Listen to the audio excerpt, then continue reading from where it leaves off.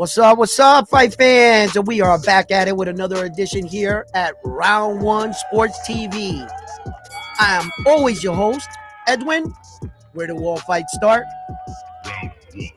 You know it. We have a lot of boxing to talk about, but today's episode is going to be about our belts, our championship belts, and about boxing. We could discuss this, all that, and more. Salute, brother. How you doing? I love the four belts. That I'm glad you're here. I'm going to probably need somebody to come up. I'm going to drop the link and come up and help me read out the chats so that somebody can stay in the chats for me. Read off the chats while I keep monologuing, right? Because I'm a little long-winded here. So, but I like to keep up with the chats, and you guys know how I am. I'm fighting this getting old shit. I need glasses bad, but I'm stubborn. I don't want to wear them freaking glasses, man. I don't want to admit I'm old, right? Yeah, my eyes are getting bad. So I'm gonna need somebody to come up, read off the messages respectfully, help a brother out. If you want to come up, be that person. I'll drop the link. You can come up, and as we go through the show, you can read off the chats and stuff like that for me. So without further ado, let's hop right into this episode. Our belts are being attacked. Our world championship belts. These bad boys, they're being attacked. All of them, one by one. And it's happening, and it's been happening for years now, for a few years. And do you guys know where this all started? Where did this all start? Belts don't mean shit. From one of the greatest champions to ever live, Floyd Mayweather started this. He started the O, that the O is the most important thing to retire undefeated. And these fighters like Shakur Stevenson, Tank Davis, and many more did not want to be the first fighter to be defeated.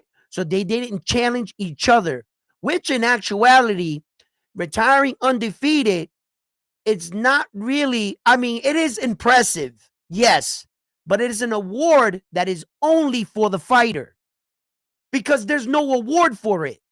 You don't go to the Hall of Fame or to award ceremony and they say, Mayweather 50-0, here's the award because you broke the record. What record? Mayweather is not the fighter that retired with the most wins undefeated. Hell no. There's been way more fighters that retired with better records than him, but you don't hear their name. The reason why you hear Mayweather's name over that O, it's not because of the O, it's because of the belts and the divisions that he had.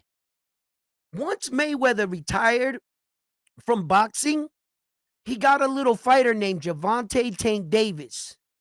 Mayweather saw for the first time in a long time there was actually someone with the skills to perhaps catch him.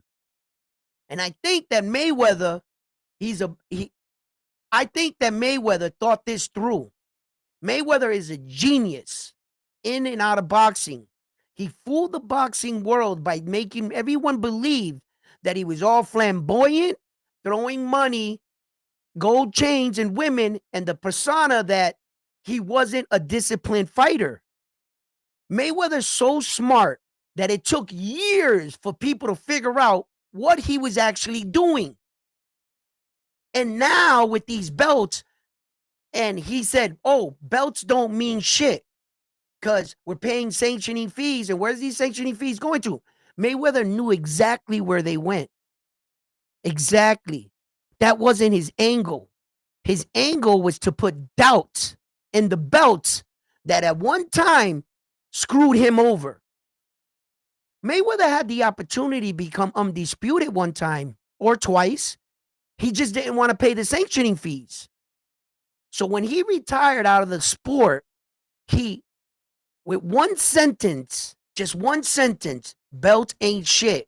It took off like like wildfire, right? And I disagree strongly, really strongly. And I'm making this video and I'm educating the boxing world not to fall for this. Shakur Stevenson just yesterday texted on Twitter that he didn't care about the WBC, that he'll vacate that belt to go and fight. Like, Terrence Crawford told the WBC that he's not paying the $300,000 plus the $100,000 he owed him for the last fight, right? He paid all the other sanctioning bodies, but he just didn't pay the WBC. And they're trying to sell it to you guys that now these belts don't mean nothing. I'm going to prove to you today here on the live stream. If you guys stick around, you watch my video, I hope you will understand by the end of this video how important our belts are. And that this whole thing about belts ain't shit is a ploy from guys like this that are trying to keep their world boxing records. You see, by you telling the world that belts ain't shit, Mayweather, and having all these kids talk down about the belts, it'll make them not go after the belts, and his name will live on in the history books forever. Well said from a man that has the most divisions and has fought the most world champions in the world. If belts didn't mean anything, then why is Mayweather's claim to fame that he fought the most world champions? You would have to be a champion to get his status. You would have to fight him for a belt. So how is it that belts don't mean shit when the belts and the world stage is what made you? He just doesn't want you guys to break his records. And the world is being fooled. How could you say that the Super Bowl trophy ain't shit?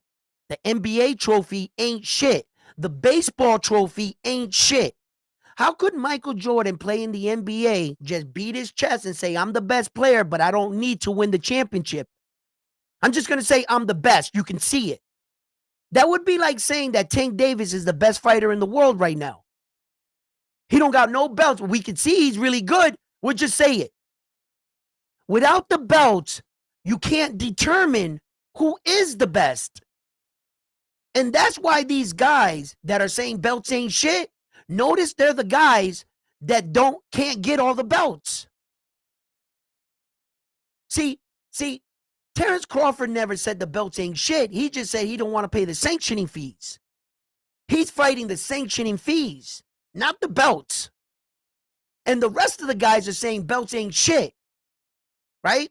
So, where did this all start from? Where did the belts come from? Well, the original belt is the WBC. I mean, the WBA. I'm sorry, the WBA. The WBA is the original belt. That started in the 1921. It originated in 1921. The first, I think, champion, it was like a bare knuckle boxing match, was in 1800 something, 1800, I forget what it was. And then George III, the over there in the UK, like the Prince, King or whatever, he had anointed him the champion for bare knuckles. Then in the 1920s, the WBA the WBA started. Then from the WBA, it was the WBC in 1963. 1963, the WBC started. And then in 1988, okay, wait a minute. The WBA's from Panama. The WBC's from Mexico in 1963. The IBF is from New Jersey. That started in 1988. The IBO started in 1988. It's from Puerto Rico, but the IBO was not recognized as a world title until 2004, when Bernard Behop and Oscar De La Hoya, the Golden Boy, right, fought. On that night, all four belts were on the line, and on that day, it's probably the day in history that the WBO got its recognition as a real world title in boxing from the other the sanctioning bodies, and they allowed the WBO to enter their pro boxing organization, because boxing, fighting all over the world, people were back in the day, they were fighting in yards, bars, things like that. It was these organizations that made a professional sport. And then everybody gravitated towards at least a boxing where it had structure, rules, and it was an organization. And then everybody came in agreement, okay, this is the pros. Just like in basketball, you could play basketball in any YMCA, boys club, or anything. But the pros are the NBA. And basketball is played everywhere around the world. And every backyard, everything. But when you get to the pros is the NBA, because they made that league. The owners, everybody, they built that. Same thing with boxing. These belts built the professional boxing. So then these guys are coming on saying belts don't mean shit. Everyone that says that is not thinking this through. How is it that belts don't mean shit? So what are you fighting for? What declares you the champion? Now, I have an answer to that. The Ringside Magazine belt. Hold on. Talk is cheap, right, guys? All right. Right here. Look. Can we blow this up? Can I blow that up? Let me see. Hold on. Ding, ding, ding. I just want you guys to be able to read it big. You know what I'm saying? The Ringside Magazine belt started in 1922. See right there? The same year the magazine was founded. Right? Look. Okay. The heavyweight champion, Jack Dempsey. I don't know if you guys know Jack Dempsey. You know, if you guys are boxing fans from way back then. I mean, 1922. I know Jack Dempsey because I watch a lot of videos on YouTube about boxing and stuff. So look, it says it. Founded year 1922. First champion, Jack Dempsey, heavyweight champion. To identify a single literal world championship in each division, cutting through the major. Look at titles in boxing at the time. Okay, wait a minute. History. The magazine is awarded belts until the 1990s. Then reintroduced them in 2002, counting the literal as the covenant prize of boxing. Listen, check this out. Hold up. There was something else I wanted to bring up too. Okay, check this out, guys, right? So when the Ringside Magazine belt came out, right? Hold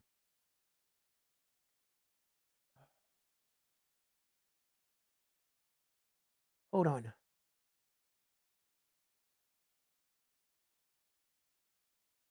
Okay. Yeah, there was another article on the Ringside Magazine belt I wanted you guys to see. Apparently I don't know where I did with it, but okay. So it was the Ringside Magazine was an award that was granted to the fighter to, like to tell them that they were the champion, the best of the best of that era. Then in the 2002, it was, oh yeah. Hold on, guys. At the bottom of this too, it also says it right here. Okay, you see the bottom of this right here? In 2002, counting the literal as a covenant prize in boxing. Keyword, prize. See what I'm saying? It's a prize. Hello, you win a prize. It's not a world championship. It's a prize that you win in boxing. So a prize is an award, a trophy of sorts. You see? So the Ringside Magazine, it fluctuated throughout the years in its meaning. It didn't have a steady, it was kind of like the people's champion for a while. Then in the 2000s, it became the best of the best fighting. Then it just told the people that you were like the best, So all these organizations have a part to play. Whether or not you consider the Ringside Magazine a covenant belt, or if you do, either way, the Ringside has history. It is a prestigious belt in boxing, and it has to do with boxing. You eliminate our belts. What are we fighting for? What determines me, you? We're keeping track, me and you. Well, just like me and you, there's another group that is choosing the other side.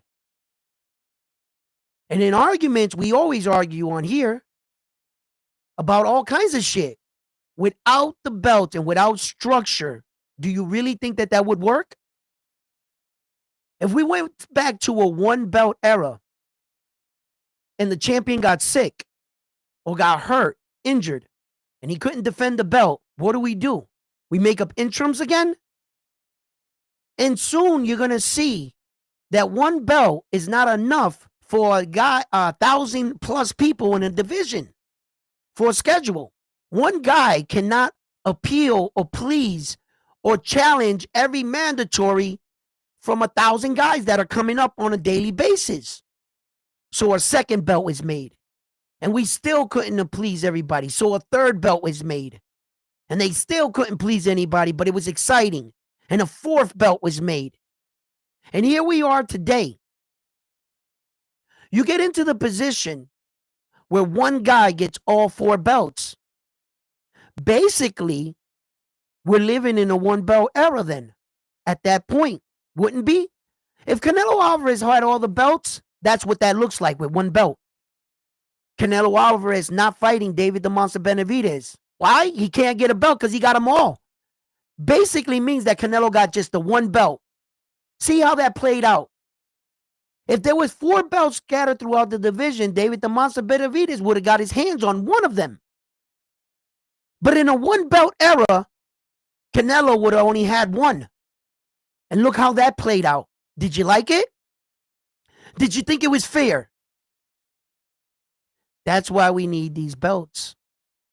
Because some champions are not built like that. Some champions will remain champion and take the easy road the rest of their career. We've seen that. And other champions got other plans. They want to unify. They want to show dominance. Not every champion wanted to fight Floyd Mayweather.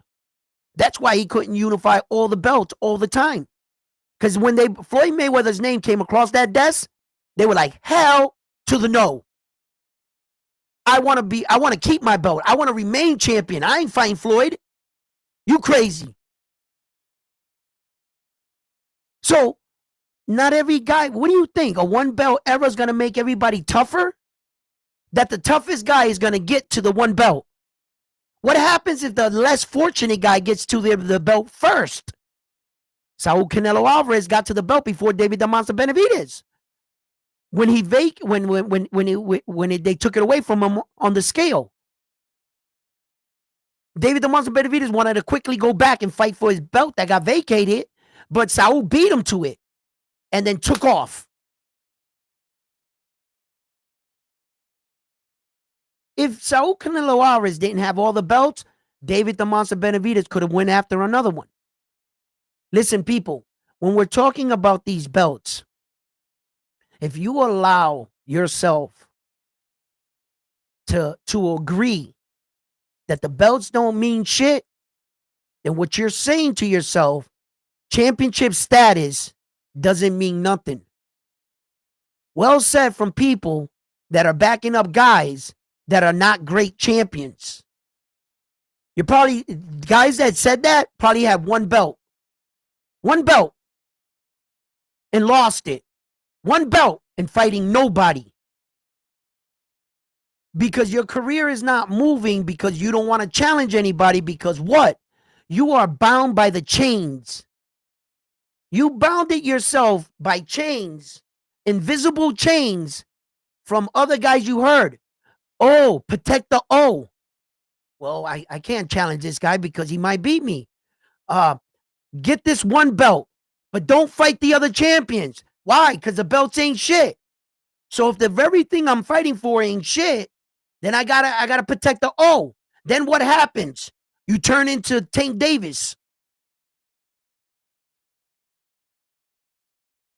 You turn into Tank Davis. You neither want to go out and fight for your belts.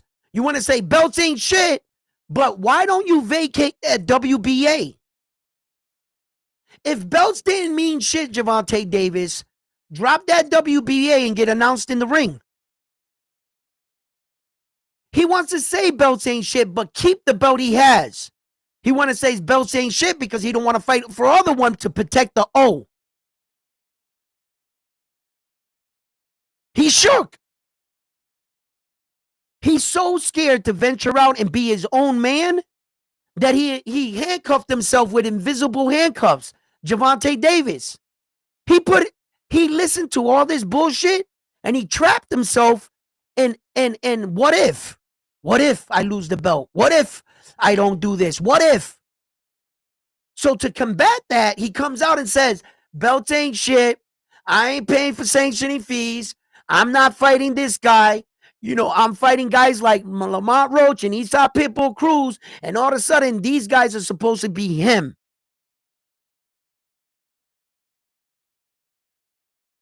And that's the problem. That's the problem. So I'm like, man, let me drop this link in the chat. I need somebody to come up and read these chat messages for me. I got to keep up with you guys. I need somebody to come up and read the chats while I talk and shit. I usually have like one of my partners come up, but it's early, so they probably at work. I don't know. Frontline's in the building though, but he's probably at work listening in. The belts are not going to matter in America in like 10 years. I hope I never see that day. I hope I never see that day. Let me tell you something right now. There's a lot of times in life where that you see something that's holding the law or structure. It might be tight, you know, but at least it's structure. You do away with that, and chaos is going to erupt. It's just going to be straight chaos. And what up, Koki? Yo, Edwin, my man. How you doing, brother? Salute, Edwin. The fucking the man who beat OC. You know, I know Ness wanted to take that win from you, but you know, we're gonna say the truth. I still think you beat OC. I beat him. Ness want to play the thing in slow motion and play only his clips of him when he hit me. Yeah, he was silly when he had Coach Bermudez on. I'm like, bro, I saw that, man. I saw what Ness was doing, but then you know, Ness didn't want to admit the truth. But then if you look back when Ness, I think Ness got dropped by some fat dude. I'm like, yo, why didn't you play that clip in slow motion? You know what I'm saying? Yeah. Nah, it's just that Ness puts on his promoter hat. So what he's trying to do is get me angry, to get him angry, so we both show up to put $1 in his pocket. You know, hey, I tell you, bro. If I ever went to a border war, man, I'm slapping that. I'm taking his glass. I'm stepping on them, bro. That's the first thing I'm doing, bro. I don't like Ness, man. Ness is big, a big dude, bro. He's like 6'6". That dude is bro. Huge. I used to fight basketball players in college, man. I was an RA. I was an RA. I lived in the floor of the dormitory. It was a basketball team, and they would party like 3 a.m. I'm like, yo, shut the fuck up. I'm trying to sleep. Yeah. You know, because I'm like an old abuelo in college. I'm like trying to sleep early. So a guy comes in, and you know, it's funny. This guy, Chris Smith, he was related to J.R. Smith. I'm not sure if you know J.R. Smith from the New York Knicks. Okay. He was a pro basketball player. So his brother went to my college, and his brother tried getting in my face, and he didn't know. You know, I'm from the Bronx. You know what I'm saying? Like, I gave him Tate Quieto real quick. Yeah, real quick. Like, hey yo, Koki, do me a favor, man. Catch up on these chats for me. Yeah. So we got Bang Bangs in the chat. You know, we got our boy Frontline, and we also had a few I saw a few boxing voice people in here too. So let me read them for you real quick. All right, so Flex BK Alfonso 475. He said, I think Bud cares about the belts. The thing is WBC has come in the picture for Bud only when he has undisputed, like Tito. Main belt was for IBF. For Bud, it was for WBO. Bud didn't ask for that. Bud did not ask. He didn't ask for the interim belt. Right. And it's the WBC interjecting themselves into a night they didn't belong. Yeah. The night with Israel, that what Terrence Crawford is talking about is that belt at 154 when he won the WBA and the WBO interim, right?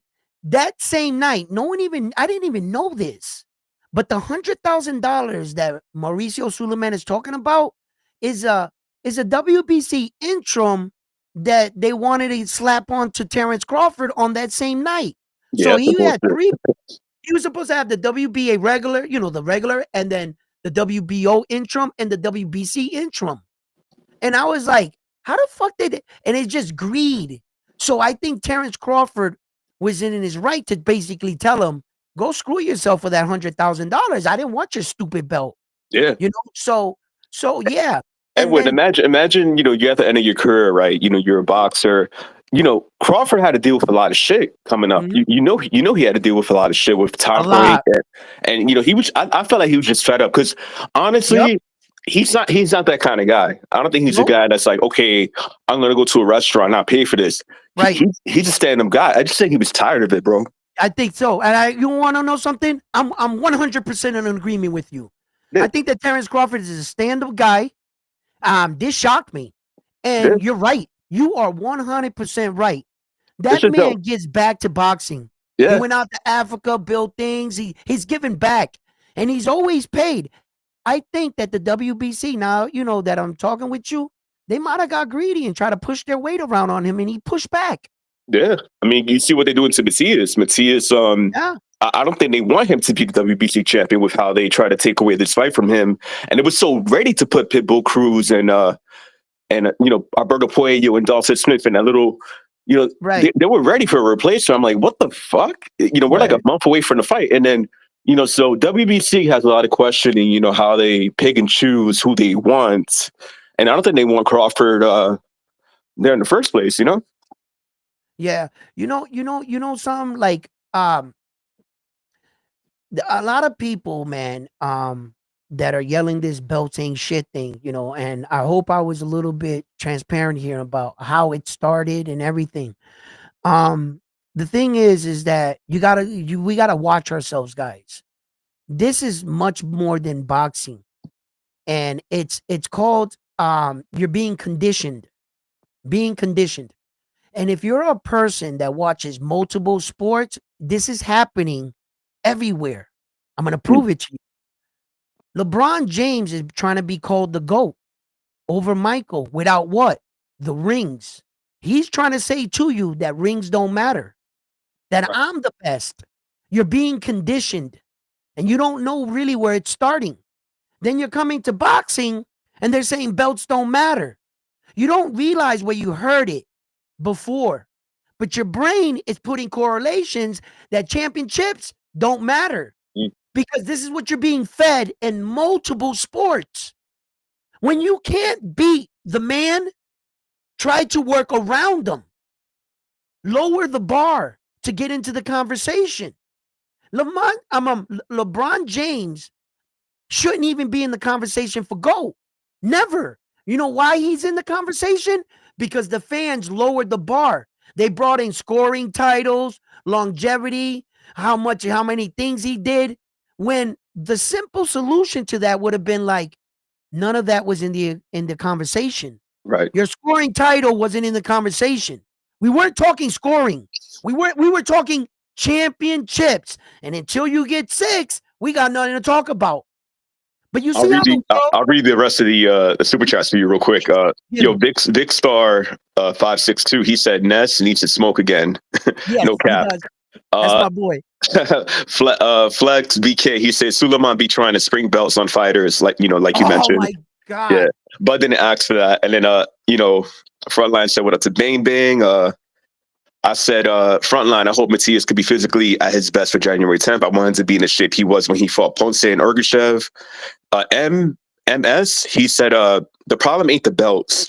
It's the Mexican cartel, control mafia bully behind the belts, Mauricio Suleiman, who is now trying to prevent Bud from being 6-time undisputed. 6? Yeah. Where did you get 6? I don't know. That's what he wrote. A film by Ali. He said, "Fix your title, fam." I don't know what he means by that. Frontline said, "Koki, all I could say is somebody is paying for the false accusations they made. The only one that Subrio, wait, my bad. I'm like being all right. It's okay.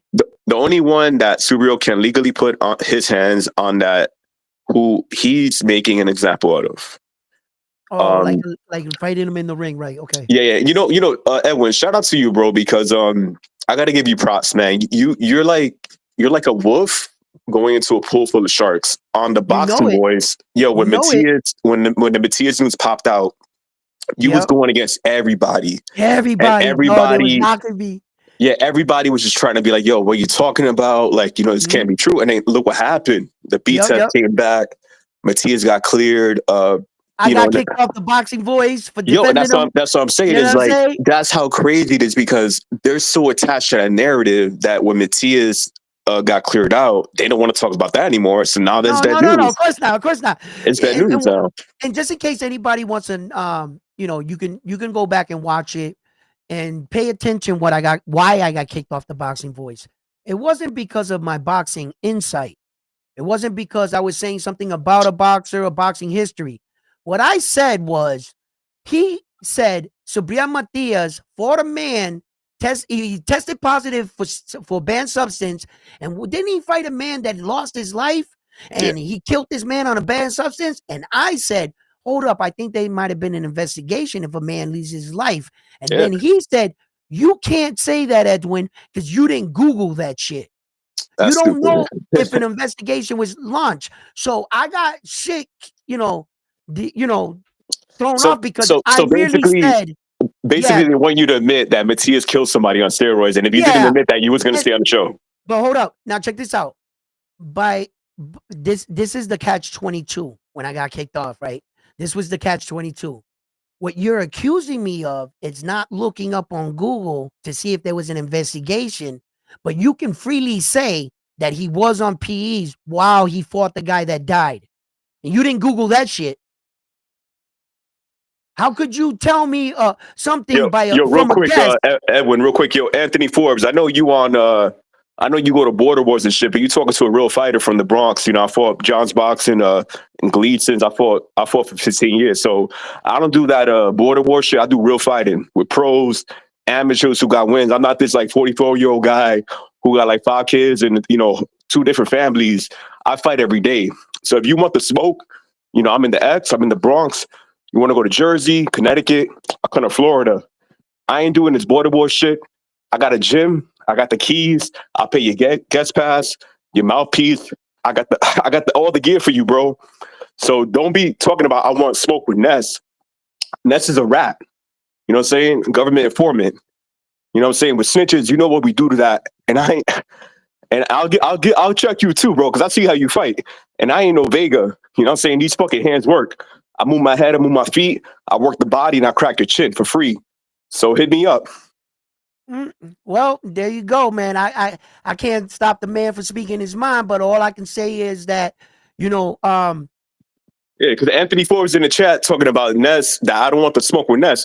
Bro, I'll fight you and Ness in the ring at the same time. Like, y'all not boxers. Y'all fucking dudes who never had amateur fights. You guys never won anything in amateurs, and now you're doing Border Wars thinking you're fighters. Like calm down, bro, because you're talking to somebody who does this shit every day. I don't take breaks from boxing, motherfucker. You take vacations off, so don't do that shit. Because I'll crack your face. Well, motherfucker. They must not know about you, but tell Anthony hop on the panel. Yo, Forbes, get on the panel, bro. They're gonna learn today. Look, nah, you could type you want the smoke, but I never seen you in a boxing gym, in a pro boxing gym. You don't fight with pros. Like, stop that shit, bro. There's levels to this shit. I'm not open class, okay? Like, you bugging.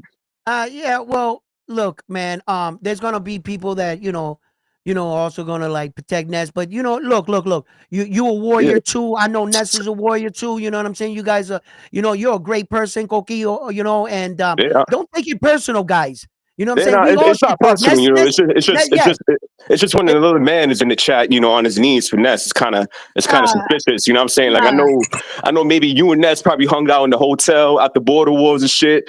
Forbes and Ness in the room, like y'all doing something. That's cool, bro. But don't bring that shit to the chat. Like I'm just checking you for that. Koki. All right. Yo, I love you, my boy. Let's get back to the show.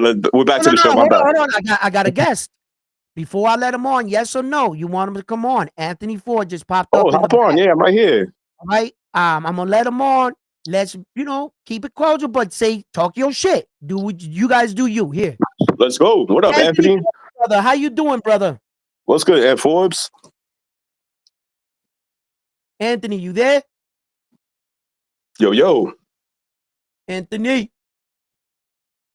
Forbes. Habla, man. Yo. Anthony. Poquito. All right, Anthony, if you hear me, if you hear me or whatever, he probably got Dess's Gibbs dick in his mouth. He can't talk. Yo, come on, chill. Come on, man, Coquito. Let's be respectful. I am on the boxing voice, bro. You know what I'm saying? You know what it is, bro. I'm headed to the gym right now. Actually, I'm headed to the gym right now. So I'm gonna spar with some guys real quick. Man, I know you always going for that work. You're always in the gym. My sparring partner was in South Carolina. He had a second round knockout from the body shot. He's a guy from Romania, 190 guy. Yeah, really? Yeah. And there's a problem with Forbes. Like Forbes, he fights at 170. He don't realize I'm sparring with 190 professional fighters that knock motherfuckers out. You know what I'm saying? I'm not Alex Vega who trains in a basement or in a garage. You know what I'm saying? Yeah. No, Anthony Ford, he did good. He also beat the guy I fought, fucking OC, didn't he? Yeah, bro. You beat OC with like fucking 5 pancakes and a whole breakfast and fucking the thing you bought in the Rite Aid. Yeah, right. When you went to the Rite Aid, you put that shit. I forgot what it was. The baking soda. Baking soda in the water. Yeah. Yo, listen. Let me tell you something. Right. Now that it's all said and done and it's over with, like I could talk freely. I make no excuses. Because I got in there and fight. I fought with what I had, right? But yeah, he didn't get the best version of me. You know what I'm saying? But at the same time, like, I just wish, Koki, man, I had the ability to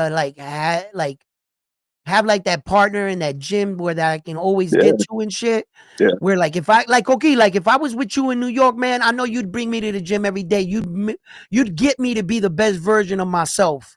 Man. That's the only thing I'm a little disappointed with. But overall, I was like, fuck it, baby. Let's fight because I'm not gonna back down. You would fit right in the gym too because Lou DeVal who fought Roy Jones. Yep. He's a coach in the gym and his son is there. We got a bunch of Boricuas, Mexicanos, and Boba Stack, you talking about a lot more Puerto Ricans coming to California. I've been to Cali.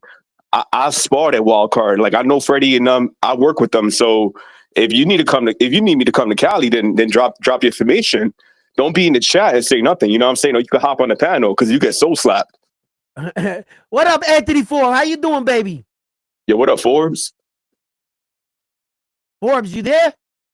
Yo, Forbes, real quick, if you go on the Google Chrome, right? Yep. Open this up on the Google Chrome. Yep. Because it works better on the Google Chrome. Because when I try to open this on another browser, it don't really work. Okay. Really? Word. I got good to know that. Yeah.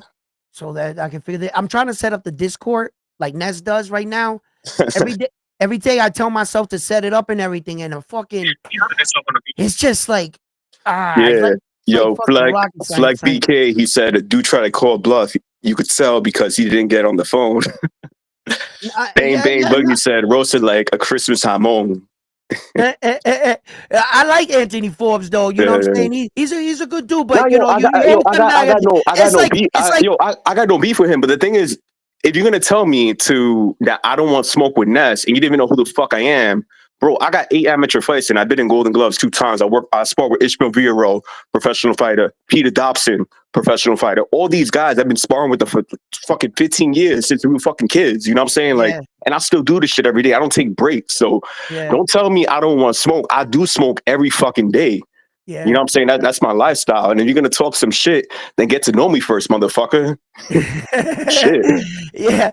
But that is kind of like the same thing. Like, if you heard somebody out there or whatever talking shit about me and you had an opportunity, be like, nigga, the brown one he's about that. Don't say that, don't talk why he's not here and shit. So it's kind of like it would be the same thing, but at the same, talk your truth. That you feel like this as a man, then I can't stop you. You know what I'm saying? Speak your truth. I'm not going against you. So, and Anthony Ford came up and he's, he gonna speak for his dog and shit. And I get it. But Anthony, to tell you the truth and shit, he does this shit, bro. So I'll definitely be the last Puerto Rican you fight. I'll teach you a lesson. Like don't mess with Boricuas. Like he's back, baby. Let's see. Anthony Ford, did you figure it out, baby? Yeah, you can hear me now? Yes, yeah, we hear you good. What's good, boys? Perfect. What's going on, man? Fuck what you talking about. I don't give a... it don't matter what fuck about it. Because you gotta know me first, bro. I'm not a chatter. I'm not a boxing voice chatter. I'm a boxer, bro. I fight every fucking day. Don't do this like I ain't no chatter, bro. You don't know me. Chill out with that.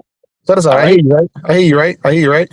But nigga, like you said, nigga, I don't know you. You know what I mean? I ain't the type of nigga to jump on my fucking... motherfucker. Don't be in some chat talking about Ness. Listen, like you acting like Ness is his girlfriend. Chill. I didn't even got beef with you, but don't act like his girl, bro. Don't act like his girl, bro. Like you getting mad because of over Ness? Let me talk. How do you know Ness? Let me talk, my nigga. No, I'm asking you a question though. Like, yo, bro, we don't got time to like run around. But I came on though. How do you know that's like that? Like, are y'all together? But I came on though. But my problem is, bro, you started talking on this gay shit, nigga. I don't you was talking about Ness. That's the thing. You talking about Ness like a faggot. Like I'm saying, if you act like a faggot about Ness, then I gotta question it. You talking about backroom shit, nigga? What the fuck you acting like bro? you his girl, bro? Like when you get so defensive over Ness, I'm just making a joke about it. On top of that, bro, you getting mad over Ness? That's crazy, bro. What do y'all do at the Border Wars? Relax. Do y'all fuck each other the whole time? The Border Wars? What's going on with y'all? You weird, nigga. You acting weird. I'm saying you gay for Ness. What the fuck is that about? Yo, my nigga, you told me to call you gay for Ness. We asked you a question. Why are you gay for Ness? You told me to call in a fucking talk, right? I'm calling you, nigga. Order. I gotta put order. Yeah, let me fucking talk. That nigga called in the fucking talk. I muted Koki for a second because I'm letting you talk. I gotta get order. All right, and then I'm gonna let him back talk. Speak. Say what you gotta say, Anthony Ford. Go. Yeah, my nigga. Like, yo, check. I came on the fucking chat to listen to, you know what I'm saying, listen to YouTube. I heard you say some shit. I seen Next in the boxing ring. I don't know you. So I'm like, yo, you said you listen to Border Wars, but I ain't never seen you out there. So I'm like, you don't want no smoke. And nigga, it was that fucking simple. It wasn't that fucking complicated. You started talking gay shit, nigga. So I popped on this shit because I ain't the type of nigga to let nobody run their mouth because I don't give a fuck who you is or how good you fucking box. We can always run one. I ain't scared of nobody. You know what I mean? So what I'm saying is, bro, it's a respect thing, my nigga. I don't know you. I said some shit, say your shit. You know what I'm saying? And then I'm like, all right, cool. Now I know where you're coming from. But when you start talking that other shit, nigga, I'm going to call in. You know what I mean? Because I'm him. Okay, Anthony, I'm going to mute you. I'm putting Koki on. Koki, respond. Hey, it's real simple, man. It's 1323 Happyland Avenue, Bronx, New York, 10467. The entrance on the second floor. I got the keys to the gym on top of that. Guest pass is only $20, but I'll pay your guest pass. Don't be on some fucking, you're going to be on the Boxing Voice all day. You're going to log on YouTube every day. You ain't going to be in no fucking gym. So if you're really about to smoke, you got the address, you got the information. You could take Nesbitt Gibbs' dick out of your mouth and you could come to the gym, put a mouthpiece in your mouth and work with a nigga who work with pros, okay? Professional fighters. I don't fight with fucking De La Vega.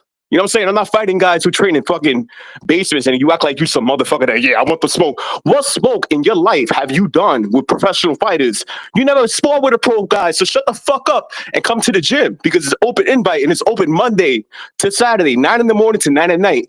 2323 Happyland Avenue, Bronx. And yo, Bang Bang Boogie lives right there too. So he come by, he get the little camera and upload that shit on TBV. Fuck Border Wars. You don't need to see me at Border Wars. I'm here in real life. So you got the address, 2323. Yo, everybody right in the chat. 2323 Happyland Avenue, Bronx, New York. Bring your fucking retarded looking ass up there, you fucking.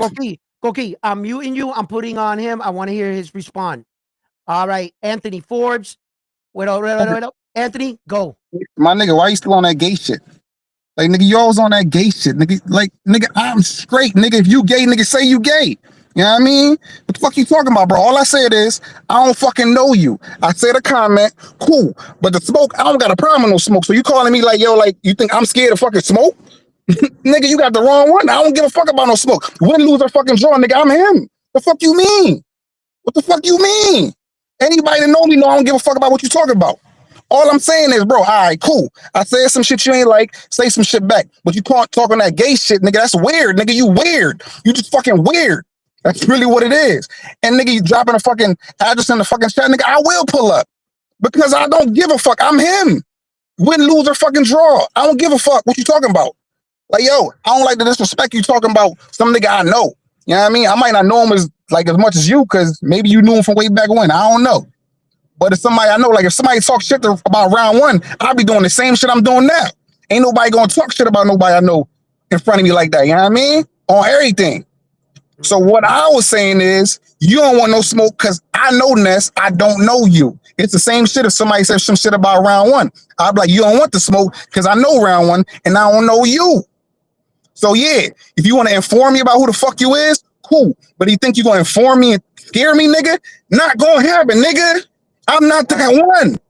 All right, Anthony, hold on. I'm mute you. I'm putting Koki. I need him to respond. Koki.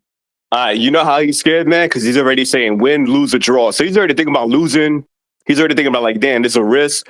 All right, you got the address. You could pull up. But another thing, right? You're talking about Ness. Like, oh, bro, I seen you in the hangout spot on Johnny hangout spot where they're roasting Edwin and you in the chat. And you didn't say shit. You didn't say shit about this fucking energy. Like, oh, if somebody's talking about round one, I'm going to defend him. That's bullshit. I was in the hangout spot and I saw your monkey ass talking about, laughing with it too. You never defended round one. So shut the fuck up about that. Like, yeah, I'll keep the same energy. I'm not talking about gay shit. I'm talking about you getting extremely defensive over a man that I don't know what y'all got. It could be some gay shit. I don't know. I don't care. But I'm saying, read your comment. Let's go back and read it, right? He's saying you don't want the smoke with Ness. I'm like, bro, is that your girl? Like, are you his girl? Like, what do you run? Because even if that's your boy, you'd be like, fuck it. You know what I'm saying? Like, let him know and let him answer it. There you go. So, yo, real quick, 23-23, you already admitted that you coming. So if you don't come through this week or within the fucking year, then you fucking lying. So now we got it on record. Everyone got this recorded, so you can't back out. You know what I'm saying? Your voice is cracking, all this shit. I don't give a fuck. Getting all mad because I called you gay. You act like you never been called gay before, motherfucker. You okay? You okay, bro? Like maybe you got something that you hiding that we may not know. But anyway, nah. yo, he got the address, right? So if he doesn't pull up, because Edwin, didn't he admit that he's coming through, right? I'm gonna ask him about it. Yeah, he did admit on record that he's coming through, right? Yeah, so 2323 Happyland Avenue, Bronx, New York. The name of the gym is John's Boxing Gym. Okay, John's Boxing Gym. If he doesn't pull up this week or within the month, he's on record for lying and being a pussy. All right, hold on. Yo, Forge, let me clean this up. Let me try to clean this up. First of all, I'm pulling up. I'm gonna pull up. No, hold on. Forge. Let me clean this up. First of all, he was right about that Johnny in the hangout spot shit. You never said anything for me, right? But it is not here or there, right? I know you now. I met you at Border Wars, so now we're more familiar with each other. Now I tell you another thing is this, right? First of all, comments were said here. Let's be men about this. You're not gay, he ain't. So let's just not make that a thing. Okay, there ain't nothing about this. But honestly, this Koki dude, he's a good dude to get behind and actually spar or get contacts with or learn shit. And if you guys met up on like, let's get this work in rather than gangster shit, I think that shit will be better. So you got to pull up, you know what I'm saying? And, you know, you got to, Anthony Ford, you're going to have to show that you didn't just come up here running your mouth. You know, you said you would pull up for that smoke. You're him. Now I think you're going to have to prove you're him. But at the same time, you don't got to go up there with rah-rah shit against Koki neither. You know what I'm saying? This could all be, you know, this could all be a good thing. You know what I'm saying? But that's up to y'all. That's up to you. That's up to you, Anthony Ford, as a person. You know, so you take it from there. Tell me how you feel. I'm not speaking for you. Man, it ain't no rah-rah shit, man. I don't get like I said, bro, like I feel like he came at me as a man, bro. That's my problem. My problem isn't me trying to be rah-rah saying I'm better than him. That's what I'm trying. Like he's talking about win, lose. I said win, lose, or draw. Bro, I'm a man, nigga. I can lose. I'm not fucking scared. My problem is I'm letting nigga know I ain't scared to lose. A nigga who's scared to lose is a punk nigga to me. I'm not that. You know what I mean? So me losing doesn't matter to me. My problem is I'm gonna stand 10 toes down and let you know I'm a fucking man, bro. And that's how we always like. I grew up in Philly. You know what I'm saying I was born in Jamaica. So losing a fight doesn't make you not a man. Running away from a fight makes you not a man. You know what I mean? I'm gonna stand on my shit. And that's why I said I don't give a fuck about win, lose, or draw, because to me, you know what I'm saying, I ain't no punk. You know what I mean? So I'm gonna come through. But you telling me what day to come? I mean, what time I gotta come through? I gotta come through this week, nigga. I got fucking a job, nigga. I'm gonna come through when I come through. It will definitely be before February though. It'll be like it's December now, nigga. So December or January, bro. Calm down. You know what I'm saying? Like, bro, like it ain't that serious. You calling me to come up, I'm gonna come up. It ain't that serious. And I want to remind you something, Anthony Ford. Just remember who with you. If I ain't got no beef with him, go ahead. You didn't have no beef with him. Koki didn't have no beef with you. Koki said something about Ness, and he came on the show and he said something now. You know, just like Ness, he can't stop people from saying shit about me and then me speaking back. So I let him. You know, he's gonna talk. And just remember that, bro. You never had beef with Koki. Nah, I still ain't got beef with him. You know what I'm saying? And he was saying, like, I ain't defend you. Bro, that was Border Wars chat. Y'all going back and forth. It's to build the fight. That shit ain't got nothing to do with me. Like, I'm saying, like, your mic is on, Koki. Yeah, I mean, like, when I was talking shit to Vega, nigga, I don't have no beef versus Vega. You know what I'm saying? That was me back up. Like, that's the build up of the fight. Nigga, shit. That's Border Wars. I'm not going to jump in defending round one or defending, OC during a fucking Border Wars chat. Like that's what y'all do. You know what I mean? Ness ain't on here. You know what I'm saying? So when somebody bring him up, I'm gonna be like, yo, you know what I'm saying? You don't think I'm gonna say the same shit about Ness in person? Bro, I don't know. Do you not understand? I don't know you. You feel me? So if you wanted to tell me who you is, I'm like, all right, bet, my bad, bro. You know what I'm saying? You got that. I ain't know you knew Ness. My bad, bro. I ain't know this and that. My bad, bro. You know what I'm saying? Yo, real quick to Von Greenhill. Yo, Koki, you know who Owen Radway and Larry Barnes from Mount Vernon? Well, Larry Barnes, he trains at Chance Gym in New Rochelle. Larry Barnes is the guy who fought Tito Trinidad. So I trained with Larry for like a year. He's not bad, yo. He's not bad. It's just, he's in the gym a lot. He got like a lot of people. So I went to John's over there with Pablo. So yeah, that's Von Greenhill. Yeah, you worked out with a lot of good dudes, man. That's You know what I'm saying? The thing is this with me, guys. Also, I got you guys both here anyway on the show, and the shit got a little left. But while I got you here, let's talk a little bit of boxing. I'm just gonna ask you right now, real quick. This Shakur Stevenson with wanting to threaten to vacate this belt, and the topic of the story that the belts ain't shit. Yo, Anthony Ford, bro, you fought, in Border Wars, and you got that little belt and everything. And did it make you feel good? And if you're in a sport, should we have a championship at the end of the road? Yes or no? 100%, you should have a championship. That's how you prove who's the best. Like otherwise, man, you got a bunch of people complaining and saying they the best. You know what I mean? So for me, it's, I'm saying whoever got the belt or whoever got the championship is the best. It's next man up. I think it matters 100%. It's just sometimes, with these sanctioning fees and these guys, what they try to do is, put these guys on a hold. So you see how like Suleiman got like Crawford with the interim and all that shit. But bro, at the end of the day, when you're growing up, when you're a kid, learning boxing, you're like, you want to look up to your idols. For me, seeing Tito win the IBF title, that's what changed my life. Because I'm like, damn, like, because my family, they're, Forrest, I know your family's from Jamaica. Shout out to Jamaica. I grew up in a West Indian neighborhood in the Bronx. And I grew up around a lot of West Indians. So my family, they're Black Puerto Rican. So we assimilated more with West Indians because culturally, like, we understood more. I was eating beef patties like at 6 years old.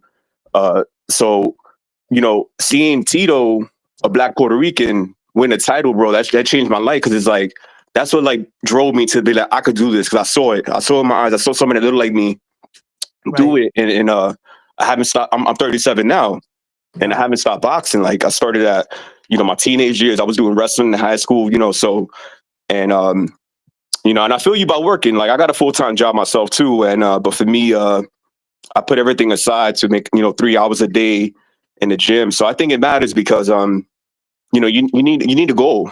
You need a goal to fight. And sometimes, you could beat guys all day, but you want to show what you made it. Like you want to go home and show. You see the belt behind Edwin, right? That should make it look his background look dope with that belt. Yeah. So it's like, Imagine the if belts they had matter. nothing. But I think the guys that run these commissions, the WBC, a lot of greedy motherfuckers, man. I don't trust Suleiman. It's something about him that I think he got more dirt than we know. Yeah. I think most of them do. I think most of them do, but at least we have something. Now, guys, I don't mean to test you guys as fucking world leader or historical shit, but Fidel Castro, they said he was a dictator and overlord. But I couldn't help what I noticed after they removed them. Everything went to shit. It was like when you took these guys out of these positions. I saw on CNN when they arrested El Chapo, I saw the murder rate in Mexico just dwarf. I mean, exponentially.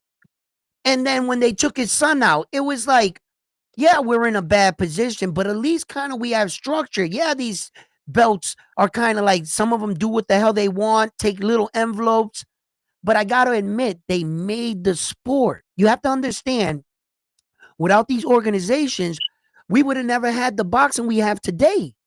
That's what separates the pro, and everybody gravitated to these belts. And now you want to take away the belts for we can fight for what? For opinions? Yo, you ain't lying. True that.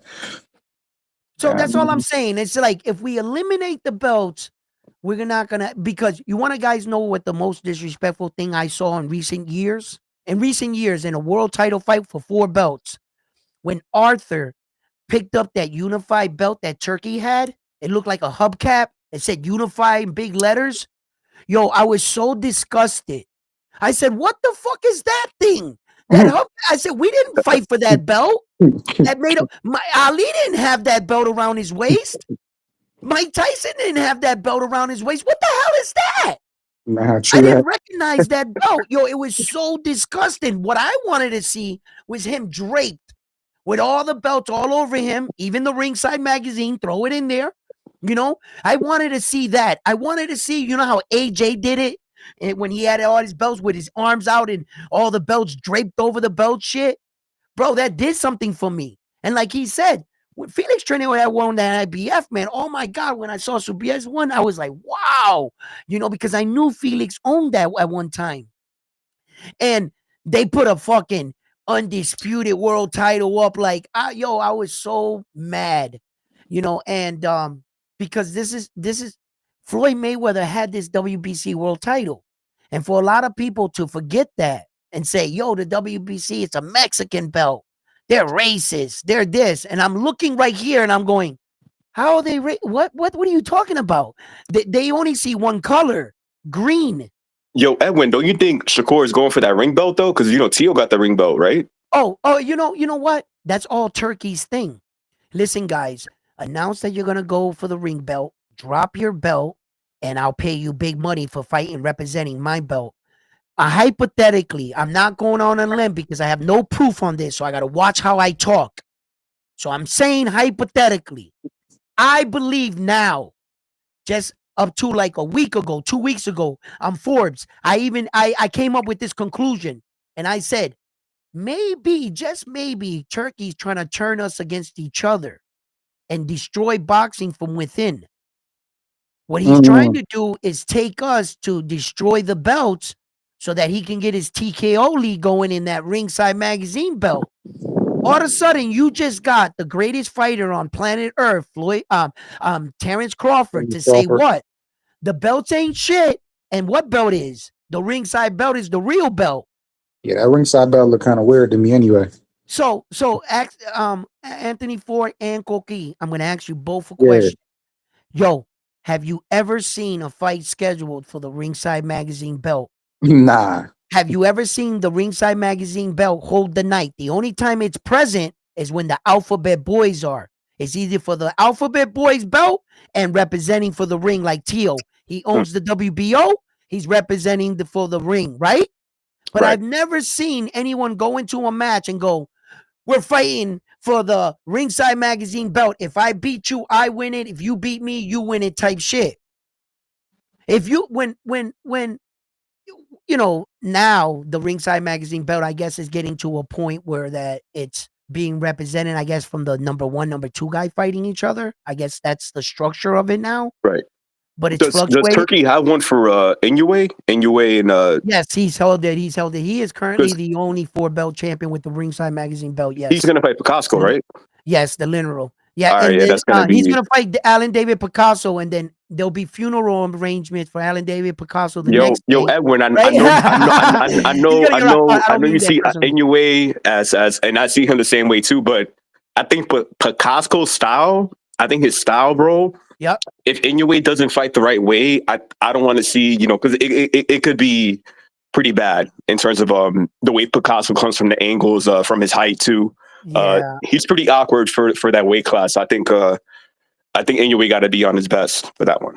I think Inoue, he's always on his best. That's one thing about that guy. If I had a kid coming up right now and he was asking me what boxers to look after, Terrence Crawford, Naoya Inoue, those would be 2 of the top. Watch them men in and out of the ring, son. Yo, Edwin, real quick, salute to Frontline. Guys, I got to run to my boxing here real quick. It's going to start at 11. I'm going to be there. I'm going to be there till 2 o'clock. But if anybody needs my info, I'll drop it to Frontline and Edwin. Absolutely. And I'm there from Monday to Saturday. If anybody wants to come through, Lou Duval is there. We got a bunch of pro fighters in the gym too. It's one of the oldest gyms in New York City. And anybody's welcome to the gym. Definitely, Forbes. You're more than welcome to come through anytime. I know you're from Philly. Shout out to Philly. I live in Florida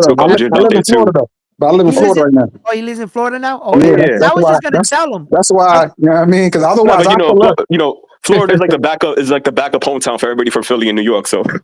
But like I said, I want to spar 100%. I'm gonna pull up. I mean, definitely, man. And we got the gym here too. They got 3 rings, so it's pretty big. It's not like a crammed up gym. So you're more than welcome to come through.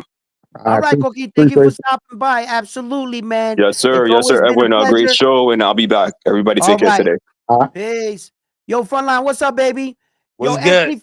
Anthony Ford, man, I like the fact that you came up, you know what I mean, and talked this through and shit, because you guys are fighters, you know what I'm saying? But at the same time, there's a way that we could always have class and learn from one another, you know what I'm saying? I didn't want this to become a thing or anything like that, because I like both of you, you know what I'm saying? And I'm glad that, if you do step over there, it's in a good setting, to learn, to work through shit. Y'all spar, you gonna put the hands, but at the same time, you know what I mean? Like, if you could always get the help, because I understand what that's like. I needed help. I needed stuff. So yeah, brother. And Frontline, how you doing, brother? What's going on? Hey, Anthony, since you're in Florida, where in Florida you at? I'm in Florida. We can make it happen if you can't make it to New York. I'm in Orlando. What's good with you, bro? I'm in Tampa, my guy. Where you at? Tampa. I can make it there. I can make it to Orlando too. Plenty of gyms in both places. You ain't lying. All right. Hey, it's just all love. You know what I'm saying, baby? It's just this sport. I love work. Shit, I love work. Okay. You gotta tell me nothing. I love work. Ain't nobody scaring me away from the work. No, definitely not. You're all men up in here, but I don't want you to feel like you came up on my platform or anything and you surrounded Anthony with much respect. It's just work. Yeah, I mean, even if I am surrounded, bro, I'm good. A man stand on his. Like, I mean, that's what I'm saying. Like, you can be surrounded by wolves, bro. I do it every day. I go on the boxing boys. Man, I know. I be seeing you snapping out. I be like, man. I be like, get him. I ain't gonna lie. I be like, get him. I be in there. I be surrounded and shit. But the other day, right? Two Tone's having a show right now. He making fun of me about snapping everything. I don't give a fuck, because publicity is publicity, and then people find out who I really am and how I talk about boxing and how passionate I'm about it. They'll see me anyway, regardless. But sometimes we can be misunderstood. True. I made a video with TJ, and I kind of got him on a point, and then he said some slick shit. Now, we're from different parts of the world. And you know how when someone from out of town can say something and Yeah, it sounds new to you, but they've been saying it over there for years, right? yeah, So he said some shit. I said, forward aggression, affected aggression. Then we got into the conversation. Then he said, "Damn, round one, you crossed me up on that one. That sat in my head. I was thinking of the basketball player crossing the dude up and leaving him standing there, right? yeah, So it was slick. The point of the video was I might have got him in the because he said that was a good one, round one. That was a good comeback. But his rebuttal and his honesty, you know, when a person would fight you, they don't want to admit they're wrong. yeah. What I thought was slick is that he knew in the moment, okay, I might have overspoke here. Let me correct this because I don't want to sound like an idiot. I gave you your props round one, and I respected that, bro. I was like, my man got out of that one quick, like, Yeah, like, stepped and out. right, and I thought it was slick. So I thought that was slick boxing talk on both ends. I put True. Well, up the that's the Yeah, video. beautiful thing about the sport. Boxing Yeah, is like everybody will disagree with each other, but at the same token, is like the passion for the sport is there.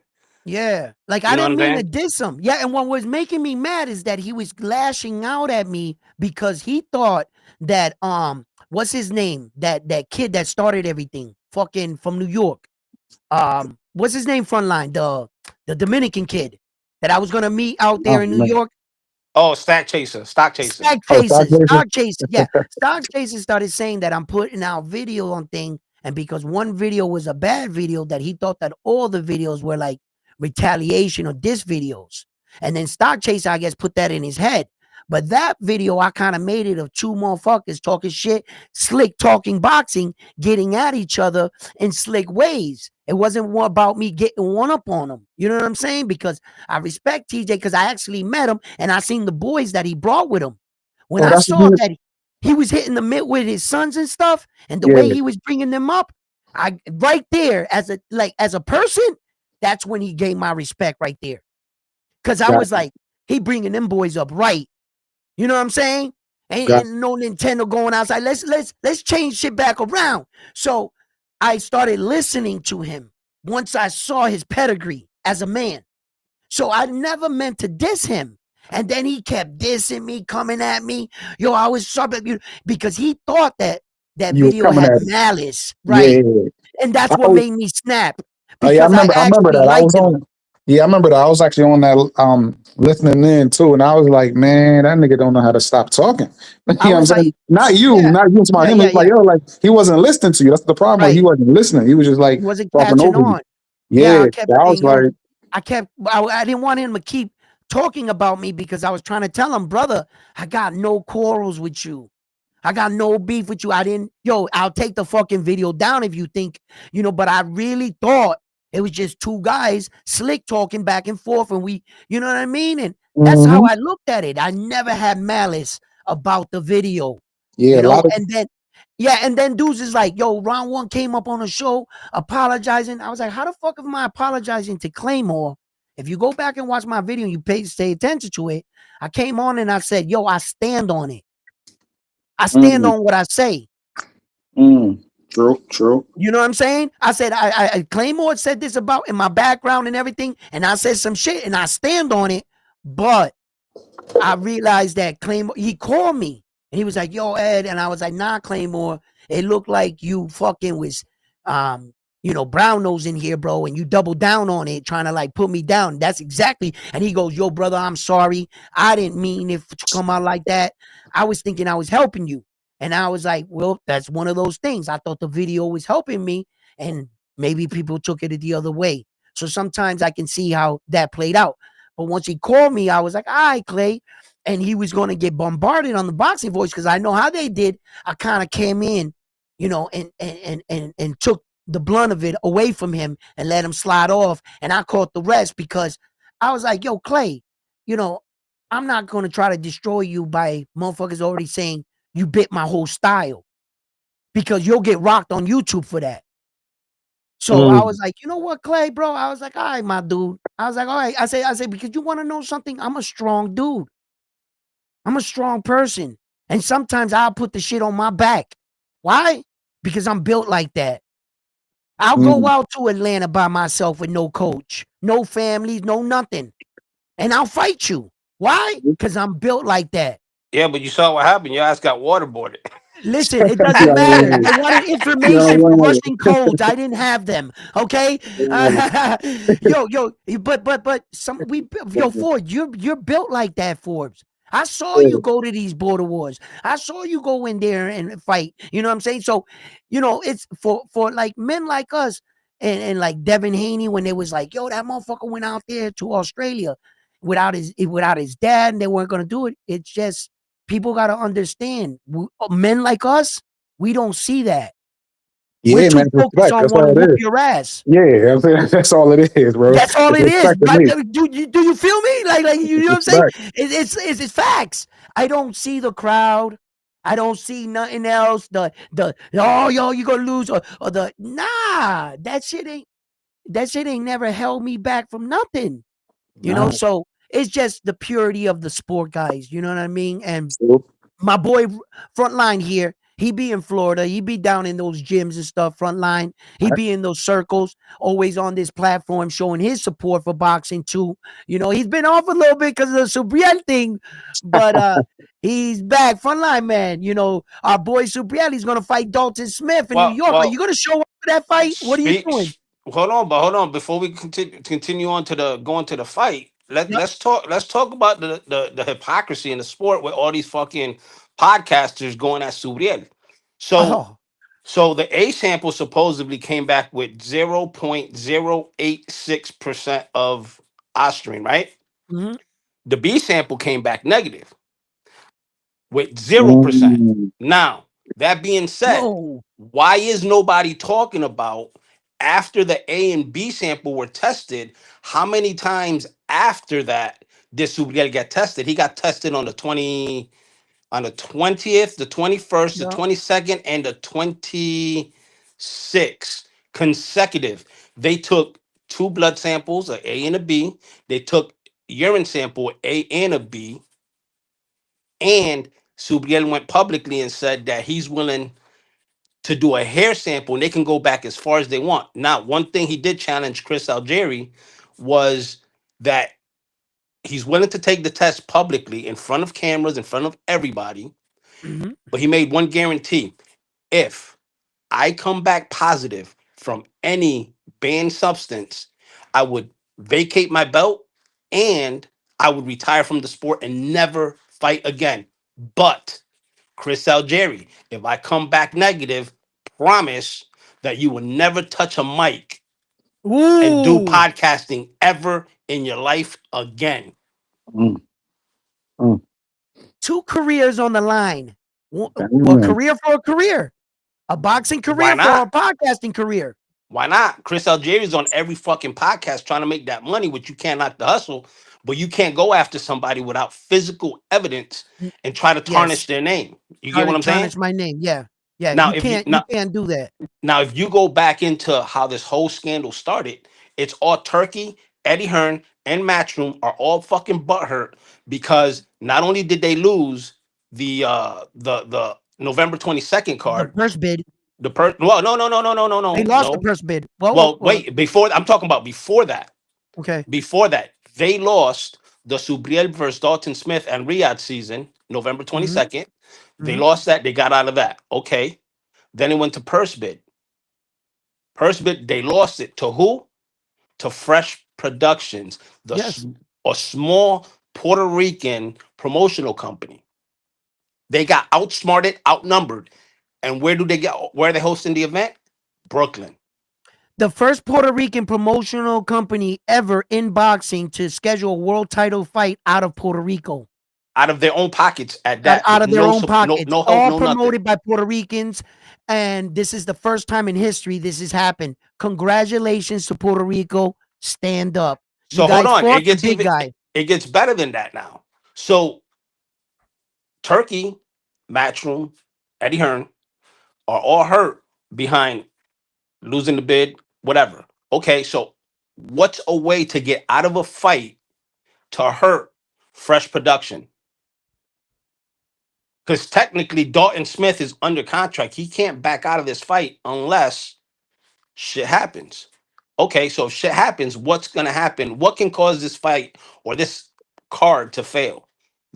Only two things: Dalton Smith gets hurt during training, got to postpone the fight, or number two, tarnish Subriel's name and try to go after the whole card to Mhm. knock the whole card out of its place. Mm-hmm. Yo, the hate is real. Mm-hmm. And you want to know something? The WBC has been in the news for multiple situations. You guys noticed this. Good publicity, bad publicity. We're not talking about the WBO, the IBF, or the WBA. And all scandals, it has something to do with the WBC. And I hope you guys recognize this. Subriel Matias scandal is with the WBC. Terrence Crawford scandal is with the WBC. You know, Janibek was in the WBC too. listen, it's all, they're always in some shit. Ryan Garcia, Devin Haney fight, WBC. Okay, Shakur Stevenson threatening to vacate. What belt? WBC. Okay. He doing it because Crawford doing it, man. Come on, you know that's a I big get bro. it. I get it. Come You on, know the big man. bro syndrome because he's gonna follow suit to support Big Bro. Get it? But It makes sense though to follow Crawford. I mean, Crawford him. Right. My point is, we're not talking about any other belt. And all major stories and everything for related to belts, it's the WBC in the front headlines for either bad, good, indifferent. But I noticed that of late, a lot of headlines have been something to do with the WBC. Shakur Stevenson threatening to vacate the WBC. Terrence Crawford fighting against the money with the WBC. Subriel Matias fighting Test and whether they're going to let him fight in New York City against Dalton Smith for the WBC. You know, and it's going on and on. You know, and it's just like, you guys got to remember that, you know, that sometimes a lot of publicity is what you need to keep these belts afloat Edwin, and here's a alive. question for you. Yeah, what's up? Since when the boxing community has gone against the boxer to back a sanctioning body? It's always been the fans always supported and backed up the boxers, including the boxers themselves. All of a sudden, this new era is backing up the sanctioning bodies and not backing up the boxers. You got other boxers coming Because in. of Floyd. It's the Floyd syndrome. Floyd Mayweather did this. And I'm gonna keep telling you guys. But I thought Floyd said that the belts don't mean nothing. Right. They don't mean nothing. And that's it's all just a ripple effect off of that. Like what you're saying, like continue saying what you're saying. No, like what I'm saying is you got other boxers. Prime example, Danny Garcia just publicly came out that he's paid millions throughout his career in sanctioning fees. Yes. And I'm sure other boxers can say the same. Yes. The Which question, is pennies. correct. What compared to what they make? Absolutely. Right. Now, Pennies. the question falls, why are boxers backing up the sanctioning bodies instead of backing up the boxers? I can tell you what. Maybe Bud is starting a movement. Maybe this is just maybe. It's just me thinking out loud and hypotheticals. Maybe Bud is starting something that these sanctioning bodies are getting too fucking greedy, and they're wanting more to solidify whatever they think that their belts are worth. Why is it that the IBF, WBO, and WBA sanctioning fees are lower than the WBC? Okay, I get you're gonna say the WBC is the Rolls Royce of belts. Okay, fine. Well, guess what?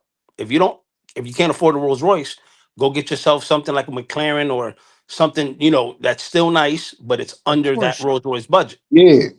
A Porsche. They can You get still what I'm do it saying? though. But they can still Right. do it, but they not. They choosing to get the WBC and complain about it. That's what the Right. problem is. You can't choose to Yep. get a Rolls Royce and then complain about the Rolls Royce. Exactly. I mean, you already knew what it was when you was getting it. You can't be like, Right. it's too expensive. Like, nah, you bought an Right. expensive car, the parts are expensive. You know what I Okay. mean? So That I get what you're saying. So let's say this. Let's say you go into a Rolls Royce dealership. The Yeah. sticker says 250,000. mhm. you know you're paying 250 plus taxes, titles, and fees, right? 100%. Yeah. Okay. Now the WBC. Now Rachel Donaire was on the show with Edwin, and she explained the way the sanctioning bodies kind of attach their fees to the belt. Yeah. If you're making under, let's just say under $1 million, you pay 3% or whatever. If you're making over 5 million, or I forgot the exact numbers, she explained it real Right, good. right, But I heard when she was talking about it. so Yeah. so there's obviously a set bracket. So that being said, if that bracket, see, this is the thing that I don't like about podcasters. They Yep. pull the trigger way too fucking quick without knowing all the facts. Now, when it comes to this Bud Crawford thing, right? Let's just say that Bud Crawford agreed to pay the sanctioning fees, and he did pay. Because there's two different sides, there's two different stories here. Yeah. We got one that he's not paying them for shit. The Right. other story is that he actually did pay the sanctioning fees, and the WBC came back asking for more money. Mm. So, which one is it? Did he pay his fees, or I can't answer that. Honestly, exactly? honestly, Can't I can answer that. answer because of what he said. He said they wanted more than he offered. Which I'm saying, like the problem is, he's talking about what he offered. You can't tell me what you offer for something that's mine. Exactly. You know what I'm saying? You can't tell me I So offered you this. You got I sold it to you for this. I don't give what you offer. You know what I mean? So Right. no, I get it, but the point is that the way the sanctioning body, they got a percentage that they go by. So if it's yeah, 3%, if it's 0.6% after you hit a certain threshold, Yeah. then that's what's on contract. Right. yeah, But once again, if Crawford did sign a contract to agree to pay the percentage that was agreed upon in the contract, and he did pay, again, we don't know this. It's up to either Bud to come out publicly and clarify, or Suleiman, but you can't Well, trust. I don't think Bud played. I think where you're confused at that's front the line word. is that Bud Go ahead. paid when he says he paid sanctioning bodies. I think he means by the WBO, IBF, WBA. I don't think he's paid them a penny yet. Yeah, because he said he said I don't. they didn't want to accept what he offered. You know what I'm saying? He So just pretty much, offered. He didn't pay yeah. anything. He He offered said to pay them. he said Yeah. everybody else accepted what he offered. You know what I mean? So the Offered, problem with right. that is like she said, it's negotiable after a certain amount of money. It's negotiable. Right. So what happened is he negotiated with them, and they accepted a lower price. So he figured the WBC would accept that lower price instead of the price that they already had. That's what I'm Perhaps. getting. Okay, That's what I'm getting so from it. so so if Perhaps. that's the facts, No, it's then not I'm fact. sorry. That's not a fact. Not That's what I'm fact. getting from it. Not That's what fact. I'm getting Not from it fact. based Oh, okay, on Just okay. opinion. based Not So fact. on what he said. What okay, Bud so said.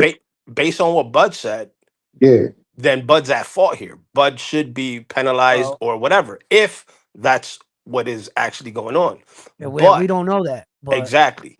That's why I don't get all these podcasters coming out publicly and bashing them when they don't even have the facts. well, yeah, we're sorting through that now, and day by day, we're just waiting to see if the WBC or somebody comes out and definitively said what's going on.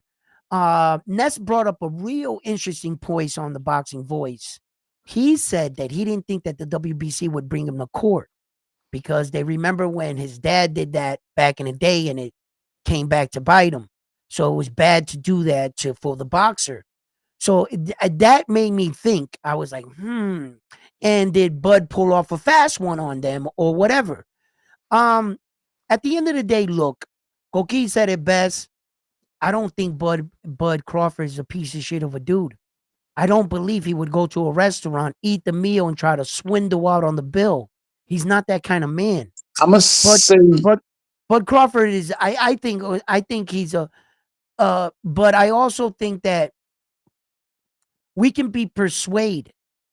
And my angle, I'm just spitballing here. I think Bud Crawford's been hanging around Andre Ward too long. And Andre Ward was starting a campaign about these sanctioning fees. And I think that Bud Crawford, from being so cool with him and everything and stuff, and he actually said, yeah, where do these go? And it might have triggered something in the man. I don't know, because until he started being with Andre Ward, Shakur Stevenson, Andre Ward was at once upon a time Shakur Stevenson's manager. Then I think Jay Prince took over everything. But it was them. It was them, the trio. And I think that might have had an effect on Terrence.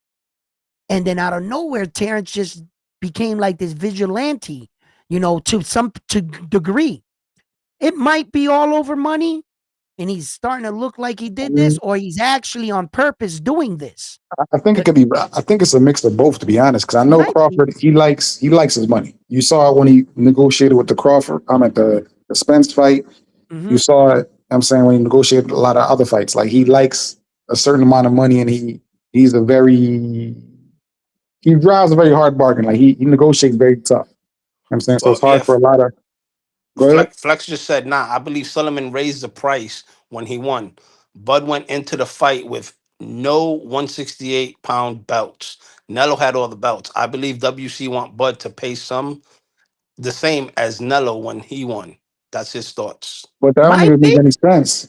Because honestly, like if the it don't make any sense. Because honestly, even if he did pay the same as Nello, which it's still capped. It's He capped can't at pay what? the It's same as still off Nello the because percentage, right? It's still Yeah, off the same it's still percentage. It capped wouldn't on the matter. percentage. It wouldn't Yeah. matter. no, It wouldn't matter. I get it. hold I on. get what you're No, saying. no, it's not true. Go ahead. Be, What? because if let's just go with what Trump was trying to do with the tax brackets, right? He was trying to do a flat tax.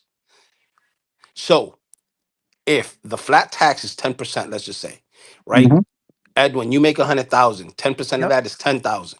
Right. mhm. Anthony, you make 200,000, 10% of that is what? 20. 20,000. Yeah, Okay. Yep. So you're not paying the same thing because Anthony, you're getting paid more than Edwin, so you're gonna pay more. that's true, right? But Yeah. Nello And Yeah. needs that's more the money, same thing so that that means happens Nello in the paying. sport. If Yeah, Canelo's making $100 million, right? At let's just say 5-10%, Front line. and Bud is making half of or a third of that, 50 million, you're paying the same percentage, but you're not paying the same dollar amount. Right. Right. yeah. But But what he's that would saying is mean Nello's paying more than. So you're right. still What not he's making that. Correct. right. You Correct. guys And got to that's what say. You Flex guys is are trying both to correct. say. You're doing it. You guys are both correct, but you guys just doing it backwards to That's what each I'm other. saying. That's Like, what you're yeah, like doing. that's That's like, I'm trying to exactly figure out what what you're I'm doing. trying to figure out what he's doing. Yeah, Yeah. Because you're both saying the same thing. No, that's what I hear. That's what I oh, hear too. I'm like, yeah, Yeah. no, we're saying the same thing, but what I'm trying to explain to y'all what Flex is trying to oh, relate. okay, Oh, got you, okay. So got you. what Flex, it makes sense what Flex said because he's saying that he believes. He didn't say that's what Solomon's doing. He's saying, I believe Solomon raised the price when he won. Bud went Oh. into the fight with no 168-pound belts. Nello had all the belts. So he believes WBC wants Bud to pay the same as Canelo when he won. That's his thought. Then I that would have to get be it, they but would be charging them from Canelo's price and then Correct. raising it I and I then get what he's raising. saying, but Yeah.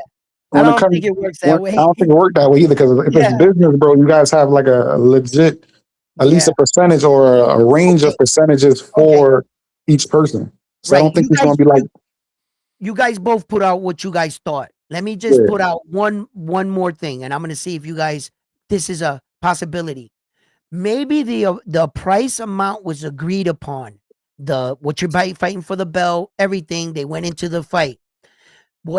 How the price got raised was then the WBC came and said, "Remember that gold ring we made for you that night? That $150,000, $170,000 ring that you screwed off the top? It had the boxing ring inside of it, mhm. and then that tricked out belt. Maybe the fees came in for that."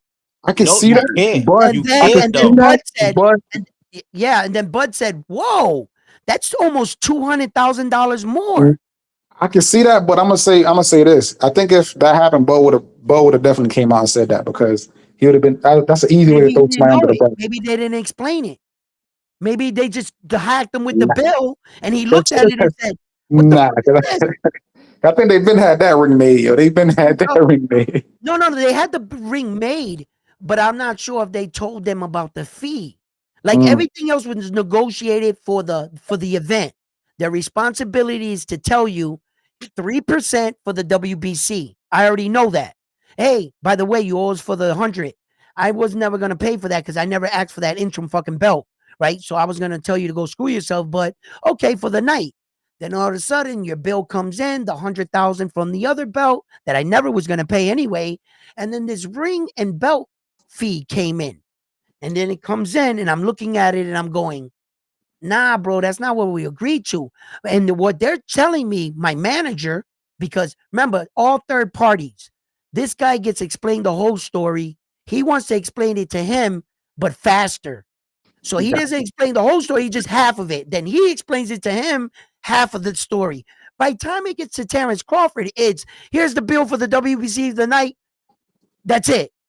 And you know, maybe I don't know. I don't think that's possible though, because you got to also remember, like the Muhammad Ali Act, which you have to have clarity with the boxes of where stuff is going and stuff like that. You have, thank you. So I don't think that's really possible. But I'm gonna throw that hook in there anyway. But the other thing is, maybe my possibility is not right. Good. And the other thing is, they also spoke about Terrence Crawford skipping out on another $100,000 before. So I feel like I said before, I think Terrence Crawford likes to negotiate. He's an over negotiator. That's what I think. Yeah, I mean, but this time it just didn't work. Bernard Hopkins. Say it again. He's a Bernard Hopkins of today. Yeah. He likes to over negotiate, but I think Bernard was hard to work with. He negotiated everything. I'm not mad at him. No, I mean, if you can get it, if you can get it. It is what it is. Hopkins negotiated before the contract was signed. Oh yeah, no, he was hard to work with. So based on what you guys are saying, is that Crawford is negotiating after the contract's been signed. Ooh. I think he hard bargained him before and after. I think what happened is now he has a better bargaining chip because he actually won. Okay, but that'll go into his next contract. The contract that he's actually signed and fought for, he's got to be a fucking man and honor it. You get what I'm saying? I got what you're saying, right? But it's also a bargaining chip because he is undisputed. The people are behind him. You know what I'm saying? Now you can't take away undisputed from him because either way, he already got it. You can take the belt away, but the thing is already there. He already has it. You can't take back undisputed. He fought for those belts. He won those belts. Everybody's seen him get those belts. It's kind of like the Ryan Garcia-Devin Haney fight. They want to pretend it never happened. I seen it happen. You know what I'm saying? So you can't take it away. It happened. So what it is he tried to force them. I think he tried to force them to accept the price because either way they lose. The only difference is now they lose more because they get no money, and they're not going to sue them because it makes them look bad, or they might lose. So either way they lose. So that's the best bargaining chip where I'm dealing with you. And any way you put it, you lose. It's just less loss or more loss.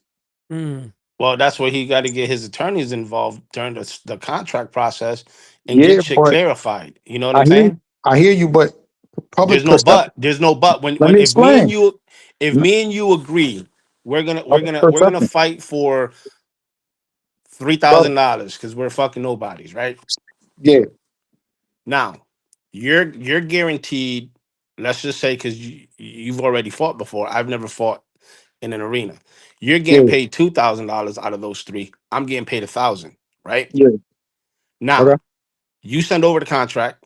I give it to my lawyer. My lawyer's like, nah, fuck that. You should get 15, or you should get, a little bit more. Let's say $1,250, and give you the rest. Where you're making more, but you're not making that much more. Right. Those are negotiating terms that I will put in place to make the fight happen. Now, let's just say at the end of the day, you agree to a $1,500 fight and I agree to making $1,500. Yeah. We agree to those terms, right? Once I sign on the dotted line, we get in the ring. I win, you win, whoever wins. I come back and say after the fight and say, nah, I want more money because of whatever reason I come up with. Or you come back to me saying, "Oh, I want more money for whatever reason you come." You can't do that because the contract has been signed. Let me explain though. Yeah. You're not wrong. You're not wrong, but at the same time, you're wrong. Let me explain. You're not wrong because logically it makes sense, right? Right. And legally it makes sense, right? Legally it makes sense. No, both logically and legally it makes sense, right? The only problem is public perception isn't logical or legal. I don't give a fuck what the let public says. It's just, like let me feelings. Bro, nobody cares about your feelings. They care about facts. You wrong though. Let me explain. No. bro. Let me explain. Let me Go ahead. All explain, right, go bro. ahead. Go ahead. All right, check this out, right? If you was walking at nighttime and some chick pulled up on you and said, "Yo, he touched me," public perception is everything, bro. You might lose your job. You don't even be asking questions. You know what I'm saying? You lose your job, you lose this, you lose that. You know what I'm saying? You go to jail first and then they ask questions. The problem is when you are this big of a company, some people think you're for the people. You know what I'm saying? But as soon as you start suing the people, you no longer look like you're for the people, no matter what the reason is. So the public perception is going to be on Crawford's side because he's like, yo, why this dude suing Crawford? They got money, they getting money. Why do you know what I'm saying? They persecuting Crawford. I don't want to be persecuted. So yo, F them. You're not comparing apples to apples. You're comparing oranges to apples.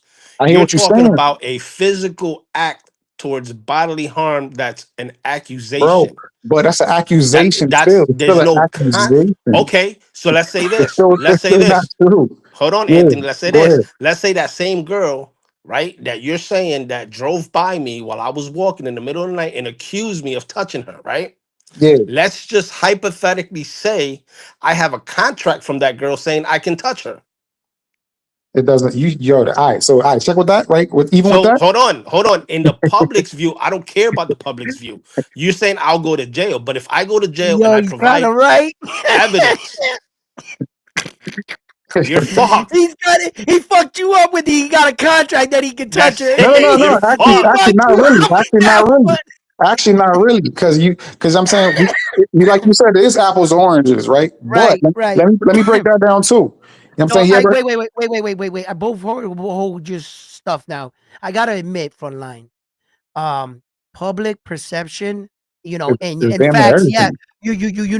yes, Frontline. What you're saying is you'll eventually prove your case. You'll eventually prove, but the damage was done. The smear campaign, just like they did to Zabriel. We were talking about it. He didn't do the steroids, but they released the story when he wasn't even over the threshold, but the And he's still damage screwed. was done. And everybody's Right. still calling him a cheater. But You know what no, I'm And saying? they're they're not. still That's trying the to call. problem. They're No, it's not not. because Yo, the No, people there's evidence are. came people that out. are. People Chris are. People Algieri are. is, bro. People Chris are. Chris People Algieri are. still is. And Yeah, he's a people still fucking call him a cheater. asshole. He's a fucking punk because there's a lot of people that are still sticking to it, bro. Frontline on these YouTube That's streets. what I'm I saying. Not never Public saying everybody. perception is that. real, bro. It's The a real thing. damage was done. The damage was done, bro. They But smeared his fucking name. okay, but those are the people. See, that's the problem with this society nowadays. Yeah, I get it. I hear They what You're want you're to on the saying, but side where listen. you I hear what prove you're you're saying, but it's still innocent. true. You know what I'm No, saying? Yes. The it's not problem is not. true because people that have done research, I'm talking they about public know. perception is still true. Not He's that he talking cheated. yes. Public perception is still Right. true, That's regardless what he's if Right. you saying. like it or don't like it or Right. agree with it or don't He's agree with it. saying that It still exists. Sabiel is innocent, I It but still the, agree. exists. the damage was done. Yeah, I mean, it might have cleared up some of it, but 50% or 25% or how much ever percent believe it, still believe it, even if it's not true at all.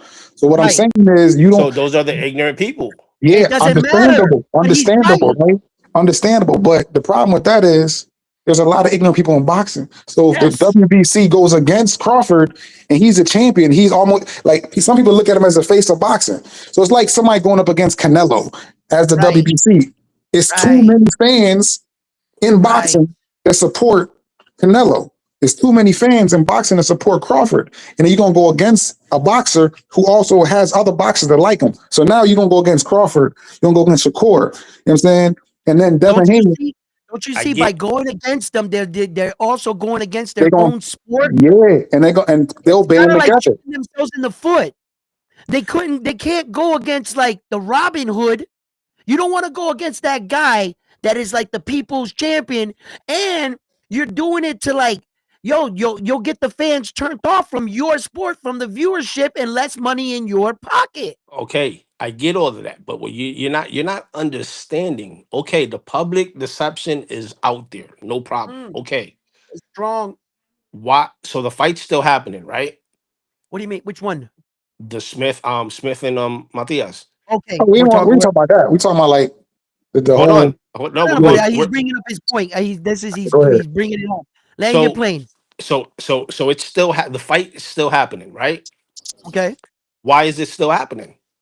Is nobody because questioning that? it's still Because happening because they he was determined there was proven no innocent. foul play. Yeah, he was Okay, proven innocent. so why are the fans right still talking about the fight happening? Okay, check this out. That means What you that hear? foul play, that Yep. public Yep. perception that we're talking about, Mhm. it was clarified. Okay. but not through the public. Okay. You know what I'm Okay. saying? Check this out. Clarified through. Of course, it Wait. has been, because the Wait. Wait. Wait. public Wait. is Wait. talking Wait. about Wait. the fight still going on. Okay. Wait. Frontline. Wait. Right there. Frontline. Frontline. You're the way you're viewing it. Your perception of how you're viewing it is a little off because I discussed this with you. My wife does not know boxing. She is not a boxing fan, but she knew Subriel Matias test positive for Austrian because Uh-huh. of social media. Hold on a second, brother. Okay. Right. So what I'm saying is this. There are fans out there that are not as fluent as you. Let me ask you What this, you Edwin. hear, Has your wait, wife what you has your wife offered you Ostarine after that first offering? yes, she has offered him many times. Now Ah, listen. pues te jodiste. Okay, listen to me. Listen to me. Listen. My wife got jokes, right? She's a short Irish lady, but it's all love, right? But look, check this out. Um, the problem is that you're not gonna get to every fan again. Some fans only check in, check out. You're thinking because we're here every day. The ones that heard and said, the ignorant people that say, I've heard enough, he's a cheater. He's Yeah, guilty no matter what. and some He's aren't logical. responsible. He's responsible for what enters his body. And the people that broke the story knew that. They knew that he would be found innocent, but that's not their angle. Their angle was just to put it in the viewer's mind. To put because of the fact that I think they were salty that they beat him in the purse bid and they didn't bend the knee for Turkey. They decided to go on their own because everybody's like Turkey. Whatever they offered him, I guess they said they felt they were worth more. So they didn't agree and went to a purse bid and they won. So maybe they wanted to, give him a little nudge back, a little here you go, and they did it. No matter what we feel, and the fight's going on. And look, the fight is not going on because of what I think, Frontline, what you think, what Ford thinks. It's going on because of what the professionals dictated. The pros, the people that recite and view these cases, the pros deemed him innocent. The pros, the professionals that they're looking after our welfare and being in the rings said there was no foul play here. The fight may continue. And then they put him on a year probation to test it after that, right? So the situation was handled. You know it, I know it, but my wife don't know it. She's not going to follow the story. She heard what she heard and that was it. She's not a boxing fan. Well, But then it you're not came doing over your social job by media. educating her, Edwin. Come on. Nah, brother, but you gotta remember, like, there's a lot of people. Social media is strong. These social media is undefeated, bro. Man, look at Johnny Depp. Facts. Look at Johnny Depp. He lost everything. That man lost everything. And he didn't do shit. He ain't do nothing than he normally do. He do like he got that's crazy. Pirates of the Caribbean was the truth. He lost Disney, man. He lost Disney. That's crazy.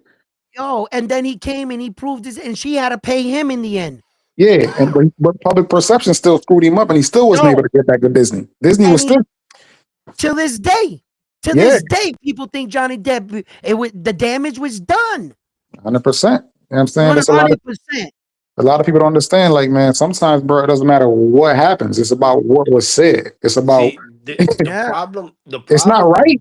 It's not right. Yeah, you're right. Then that's the problem with this Generation? current society, this current generation. All they care about is clout chasing and all this shit, right? So if something comes out publicly, doesn't mean that it's a fact. But they run with it for what? They run with it for views. They run with it for whatever. That being said, people like Round One and other podcasters that sit back, they analyze the whole situation and break the news once they have all the evidence. Those people don't get the credit that they deserve because they didn't come out and just run with the train. You get what I'm saying? Yeah. They coming out after the fact once they gathered all the evidence, and then they're giving their point of view. So yes, Subriel's name was tarnished temporarily until all those other tests came out. You guys want to know my honest opinion? Sometimes athletes take this shit personal. I remember the time they called Tom Brady a cheater for deflated footballs. When he came back that next season after that 4-game suspension, or he played against Cleveland. Yo, he won the Super Bowl that year. Tom Oh, Brady, You know what's funny it though? pissed You know him what's funny? off. I believe What? he did it though. Yo, No, hold on. Speaking about that, you earlier in the program, you was talking about trophies versus belts. I don't know if you didn't probably read my comment, but I said you can't compare a NBA trophy or a Super Bowl trophy to a belt well, because the Individual trophies you sport. don't pay fees like you do on well, belts. right. So it's not a good comparison, but I did get your point. You know what I'm saying? Okay. I'll break that down for you. You don't pay fees for a trophy because you have owners that take care of that for you. You have Correct. owners and you have a franchise and you have an organization. Boxing is an individual sport. You Correct. don't You have your own owners. boss. Yeah, you your You own don't have boss pretty much. yeah. You don't got people supporting you. The people that hold you up that have made boxing what it is the organizations that stood afloat. How do they get paid? Well, they let you compete for their belt. You pay them a percentage, and they pay the secretary to pick up your phone call when you want to fight for unification. But WBC is the first belt that went worldwide. They were the ones that took boxing around the world. That's why it has all the flags around its belt. Mm, They have organizations and buildings and different countries. How do you think they fund that? that's why Without they need the extra money. That's why you need the WBC sanctions because the But WBC doesn't have Gillette Stadium. It doesn't have the football stadium where you go to one place to see their events. It's a Wait, so worldwide. you're saying that none of these sanctioning bodies have sponsors? Yeah, they have sponsors because they built who they are. Look at You this need clown. Whoa, CQ. Matias is a drug cheat. We're he just yeah, talking told you, about it, bro. He told and he you, bro. comes in here with that told you. ignorant He shit. told you. He told you public perception is a real thing, bro. It's a Regardless, real it's a real thing. thing. Yeah, I mean, no It's matter a what you say, real thing. no matter what you say, how many times you prove your innocence, bro. Like Right. there are gonna be people that say, "Nah, I don't trust it." I'm Now saying there's people that say that OJ still killed that white lady after he beat it in trial. Well, if hey, it don't fit, hey, he must have quit. hey, I, hey, Hey, I, I all ain't that gonna even says, talk on that one, bro. I ain't, all, I, hey, all that says is he hired the best fucking you lawyer. feel me? That's what I see. if You it see what don't I'm That's fit, saying? it. it must Yeah, quit.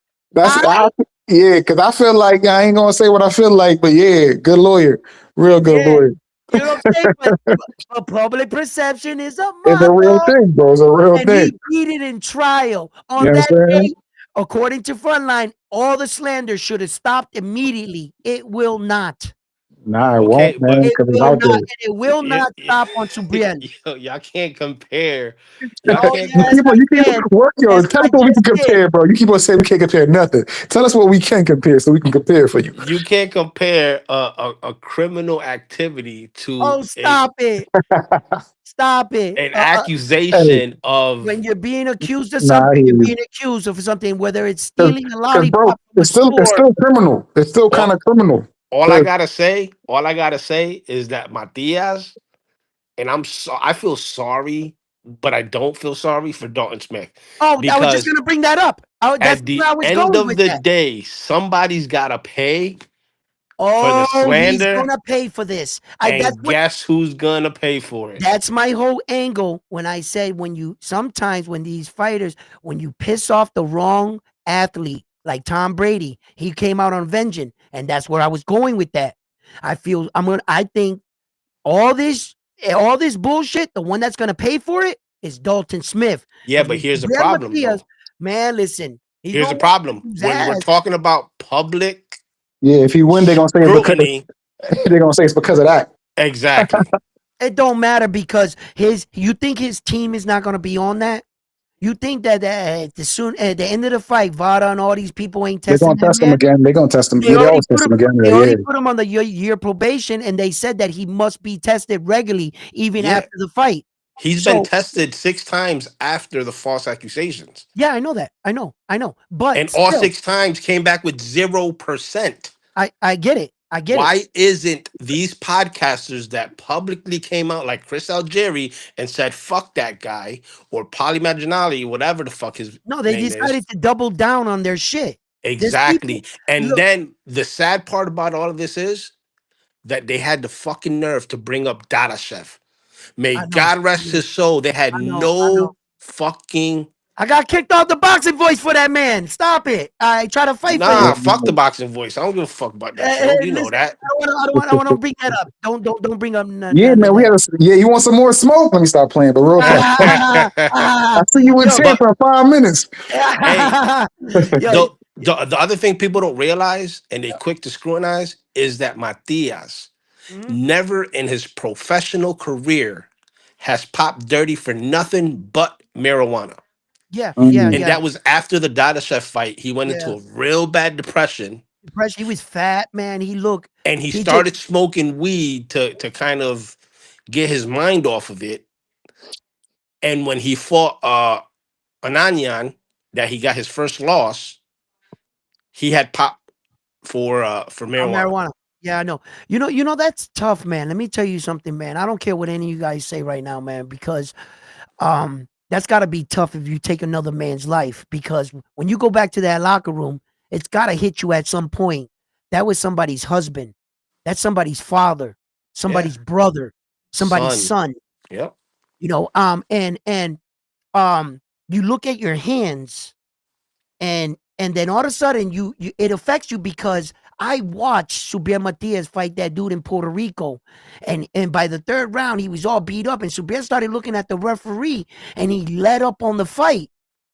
And I saw the effects that does to he's looking, he's saying, man, I'm hitting this guy too clean. Yeah, that was And against Valenzuela. you know it, and when you know it's gotta affect you, and it's gotta take a and so when they speak up like that and say that there was a possibility he was on this stuff when he fought that man, I found that a little distasteful when it was never cleared or never determined he was neither. So just like you couldn't say that he wasn't because his career kept going, and I would believe there would be an open investigation, but I was crucified for saying that, and I said to myself, look, at the end of the day, that's got to affect you as an athlete. It's at one point, let me tell you, let me be honest. I'm going to be honest. I'm going to speak my truth. When I was a kid and I was coming up, I felt so strong at one point. I felt like I was unbeatable. And I said to myself, you guys are not going to be happy until I kill someone with my hands. And in some days I was like, I felt like I could punch through somebody. At a point in my life, I did. And we talk like that as warriors. Watch, I'm gonna hit it, I'm gonna kill him.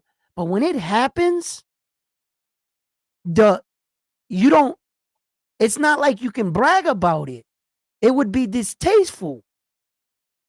And when it happens to you, it doesn't quite work out the way I bet you thought.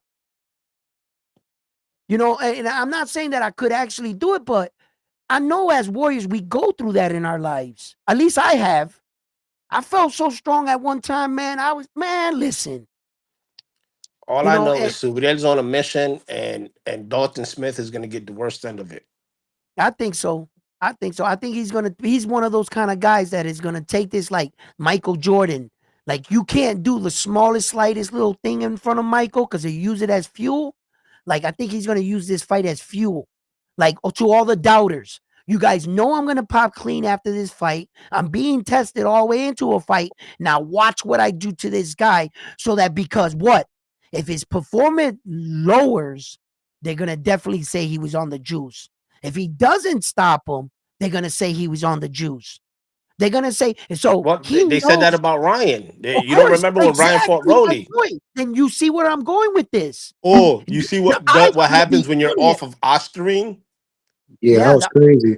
Ryan would have beat Haney. I ain't gonna lie, Ryan would have beat Haney either way, on or off, because Haney just could not block the left hook. I don't know why he couldn't block the left hook, but I don't think Ostarine was what did it. It was in the first round, the first couple of seconds. Like, come on, you got to be able to block a hook. No, okay, check this out. I've always said this. I said to myself, Devin Haney, you mean to tell me you knew the answer to the test and you It's failed the Still test? failed. Yep. It means that you went on just before the fight coming up. You accused Ryan Garcia of what? Being two things: a quitter, and all you have is a left check hook. So you knew his greatest weapon. What I think happened in this situation, he got underestimated overconfident. how fast he was. Yeah, he got overconfident. He underestimated how fast he was, and once he got clipped, now he was fighting himself. And this is the first time Devin Haney's ever been in this kind of situation.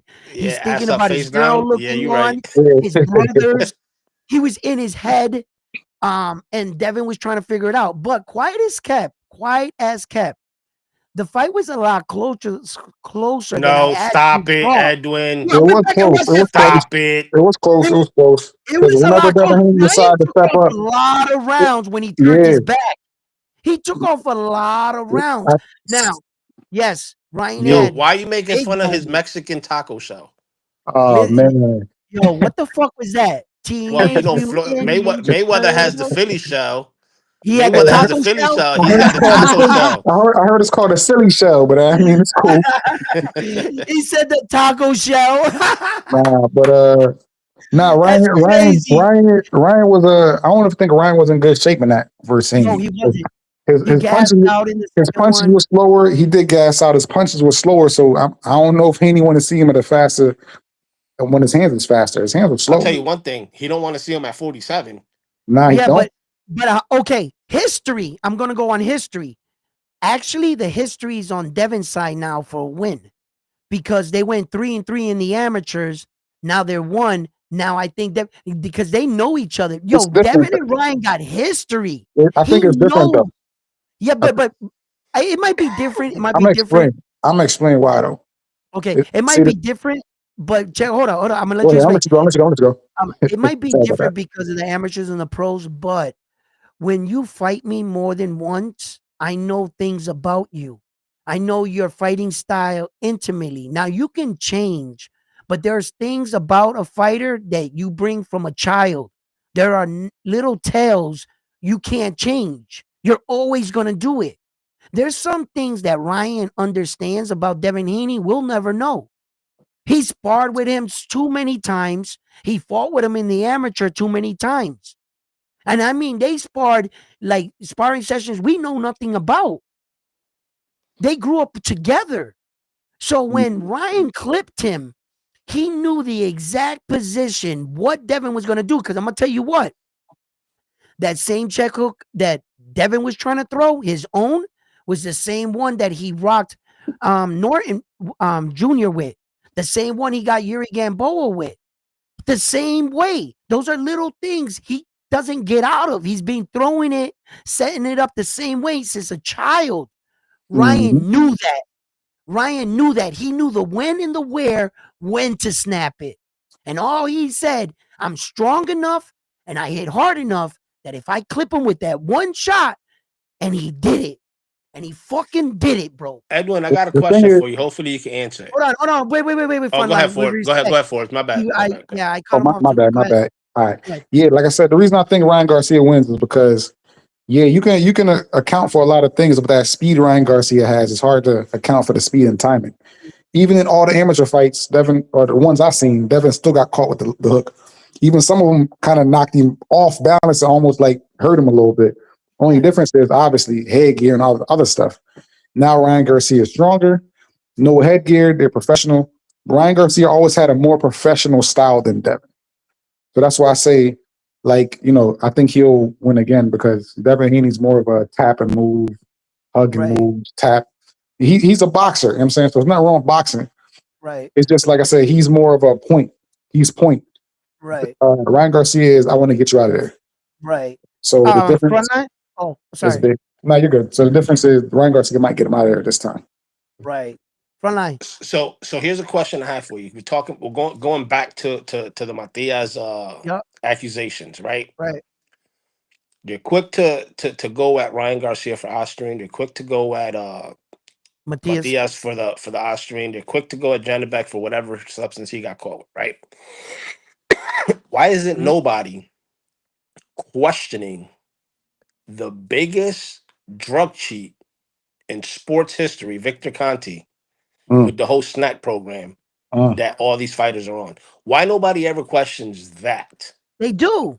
They do They all the don't. time. Oh man, listen. Some I people don't that know do where not you've been at, enough. but I remember when Bam Bam Rodriguez was fighting what's his name there? Sonny Edwards? Sonny Edwards was fighting Sonny Edwards. And what did Sonny Edwards do on the post fight? He said, "You're on that snack, man. Oh, I mean, the only reason why you're knocking these people out because you're on that snack. You're all juiced up on the snack." All fighters took shots at snack That's the with Victor Content. fighters. That's Yeah. the fighters. I'm talking about the podcasters. What do you mean? Oh, yeah, there's thousands of us there. You know how many videos on Victor Content has been made? I understand that.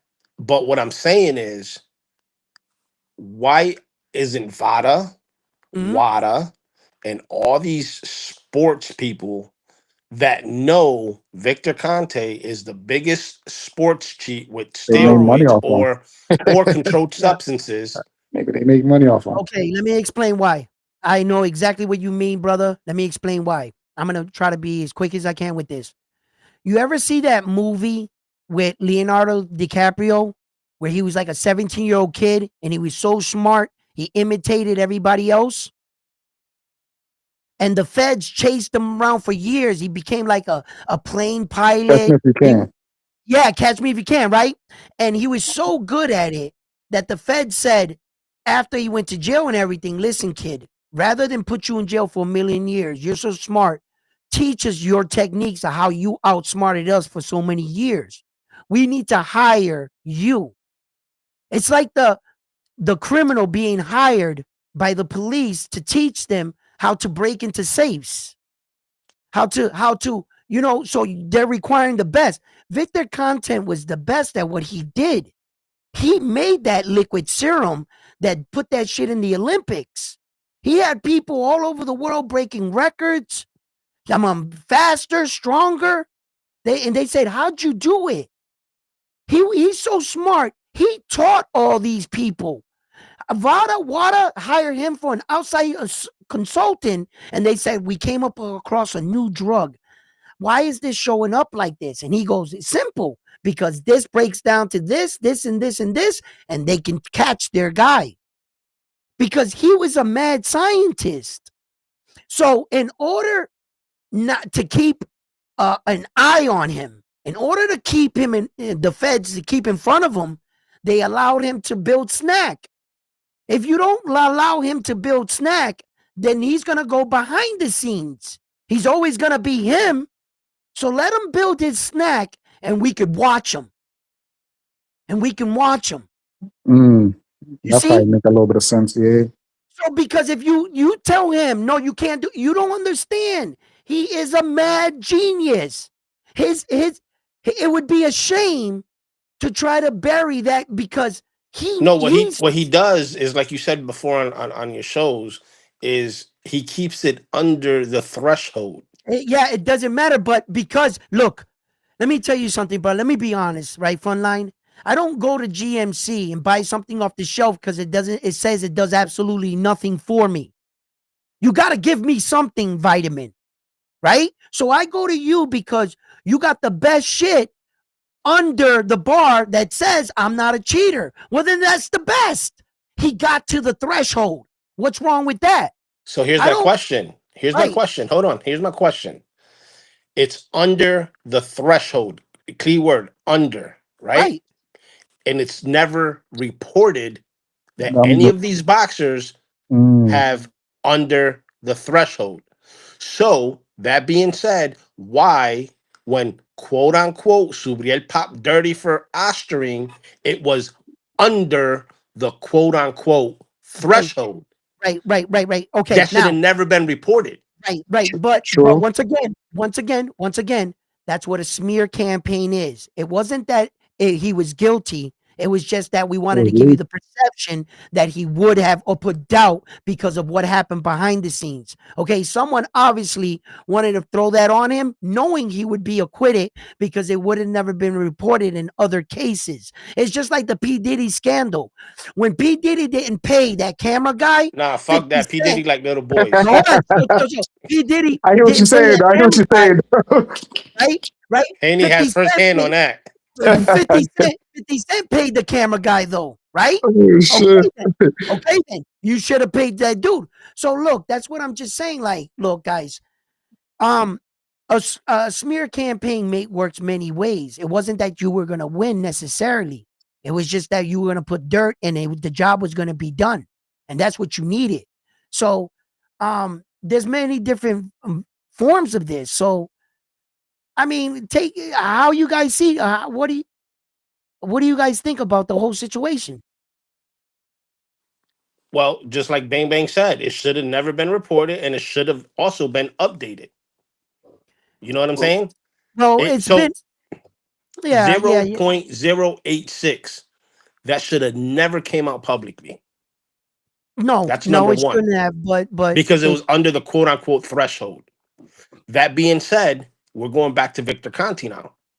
Victor Conti, all his supplements are quote unquote under the threshold. So it's okay for you to sign up to Snack, receive the benefits. They're under the threshold. Back up. Maybe I started something here.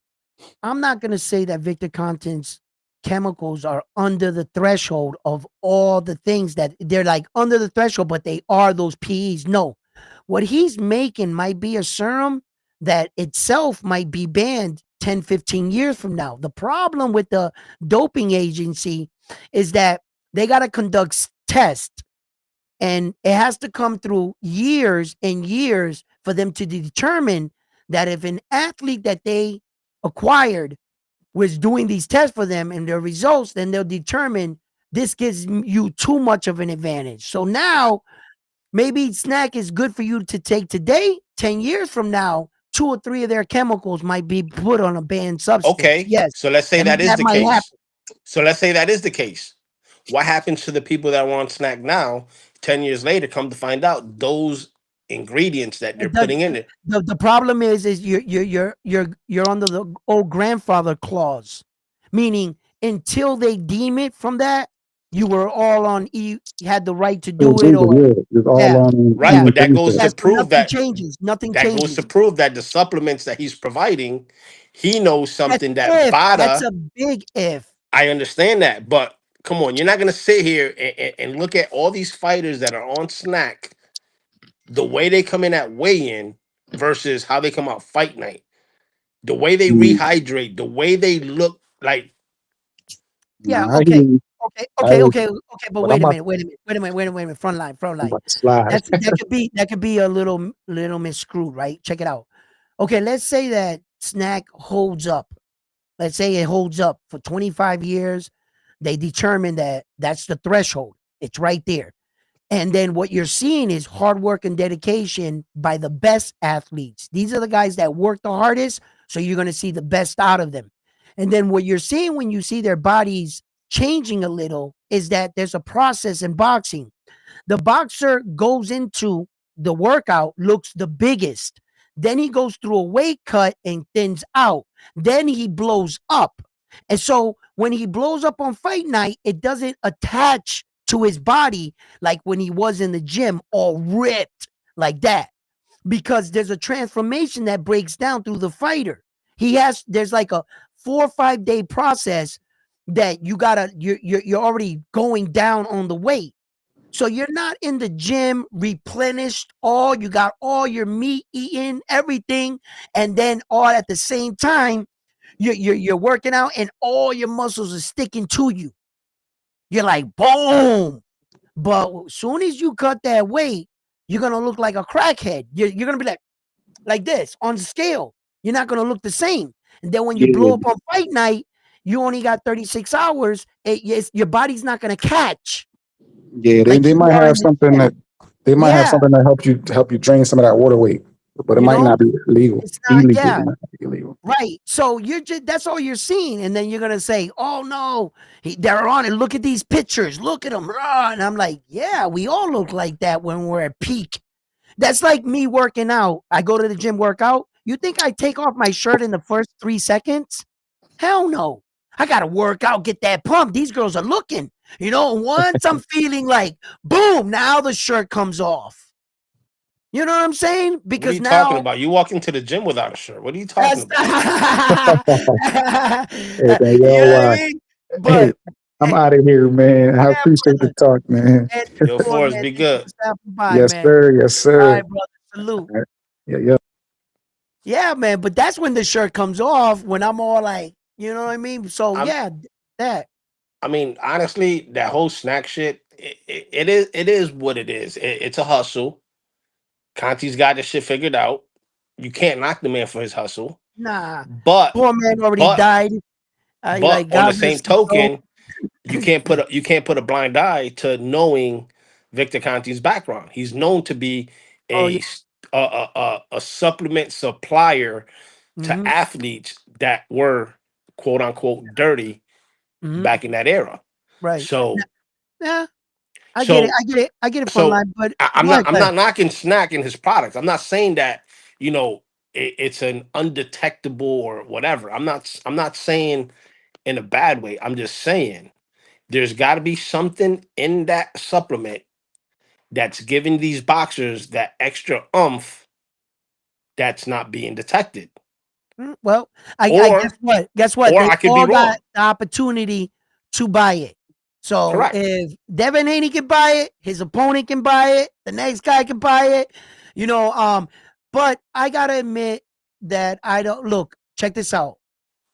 For all the hype Well, that Golden everybody's State, Ostarine not a steroid either. no, So no. What so it does so is what it helps you cut weight. it helps. No, wait. Whoa. It does a little bit more than that. It helps, it takes the water out of your body while retaining the most muscle mass. So it allows you to cut weight but keep all your muscle. Usually when you work out and you lose weight, you're going to lose some muscle and some strength. But the Ostarine allows you to keep the muscle, keep a lot of blood in your muscle, but also allowing your body to withdraw a lot of water fat and keep you slender. So you'll be lightweight but buffed. Like, you know what I'm saying? And then when Ryan Garcia went up to fight to 147, he was a heavier weight but lower muscles. His muscles weren't as big at a heavier weight. But when he was at a lower weight, he was jacked, but he weighed less. Go figure. You see what I'm saying? No, I So, get I get what you're saying. yeah. But look, everything has the way of looking bad. Just like when I first saw the fight with Ryan Garcia and Rolly, I was like, damn, look at that's a prime case of, he was definitely on that juice. But and then I calmed down and for 10 seconds, I broke it down in my head and I had to start to add the facts. The fact is, you gave this kid over $20 million. Keyword kid. Sorry, Ryan, you are an adult. I get it, but you're a young man. You gave a young man that was spiraling out of control, drinking beers on weigh ins, accusing these rich dudes of doing horrible things to little kids and all this stuff. You gave that guy $20 million and then gave him a year suspension. You don't got to come back to class, son, Not for to a mention year, he took the suspension with him. right? So he's suspended out there partying it up. At what point did Ryan Garcia start to train to come back? That's going to be what we call ring rust. He wasn't working out, I don't believe, so his muscles would have been smaller at a heavier weight. So, and then I was like, well, okay, if I was to give a normal boxer without the suspension, just a boxer that took a year off, the same thing, and I saw him come back and I saw his performance and I heard the announcer, like everybody else thought, that ring rust is a real thing, right? Okay. So if I could do it for him, I have to do it for Ryan. So what I decided to do is the same thing I did for Devin Haney. I said, Devin, I'm not going to hold you to that Jose Ramirez fight. What I'm going to do is I'm going to give you that one. Ryan Garcia, I'm not going to hold you to that Ryan fight. What I'm going to do is I'm going to give you that one. The fights that's going to prove it for me, whether or not this kid has been on Austrian his entire career or that night with Devin, it's going to be the Mario Barrio fight. The fight for me that was going to make Devin Haney was the Brian Norman Jr. fight. And he came out and reminded the world he was Devin Haney. Hey, Now, Golden State, enlighten me. If you're saying Austrian is a performance enhancer, are you referring to Ryan or are you referring to Subriel? Because I got something for that ass if it's Subriel. no, okay. No, he's saying a performance enhancement, just a drug, period. Now, look at this, guys, right? So I said to myself, Ryan, that fight, right? So Devin Haney, as a matter of fact, I just want to remind the world that people said that Devin Haney came and beat Brian Norman Jr. and that all of a sudden, out of nowhere, his punching power showed up. Devin Haney was like this skilled fighter, and I had to disagree. I said, nah, Devin Haney didn't do anything out of the ordinary in that Brian Norman Jr. fight. He was just as fast in all his fights. He had that same power where that he could put you down, but not finish you. He did that to Regis Progress just a few fights ago. Devin threw the same check hook. He looked exactly like Devin Haney, but he was just a fighter trying to work his way back, his confidence, and work his way back. In fact, he fought better in the Regis Progress fight, and he was more active in that fight than he did in the Brian Norman Jr. fight, where that he did fight like himself, but he was a bit more cautious against Brian Norman Jr. He was a lot more cautious. There were moments where, they were just looking at each other. You move, no, you move type shit. He was more active in the Regis Progress fight. So there was no version in that fight that Devin was like a super version of himself. Nah. He was like a A. His performance, he was like an A Devin Haney. He wasn't an A plus Devin Haney. Nah, his confidence wasn't there yet. You can see it. He was still, high alert. He was real tight with everything, So yeah, Devin just gotta loosen up, and then we'll see another version of Devin Haney, I think, later on. I'm not a Haney fan. Me neither, but I can give credit when credit is due. Mm-hmm. So that being said, Haney, we all know him as quote unquote pillow fist, right? What people have to realize is that every fighter is different. And what I mean by that is he maybe been pillow fisted at 30, 35, and 40, but now that he's up at 47 with the weight gain, he might increase in power. Now, there's boxers that go up in weight and lose power. For an example, Teofimo. Mm-hmm. Teofimo at 30 and 35, he was knocking people out left and right and hell of a performance. He gets up to 40, his power don't carry. Now, that being said,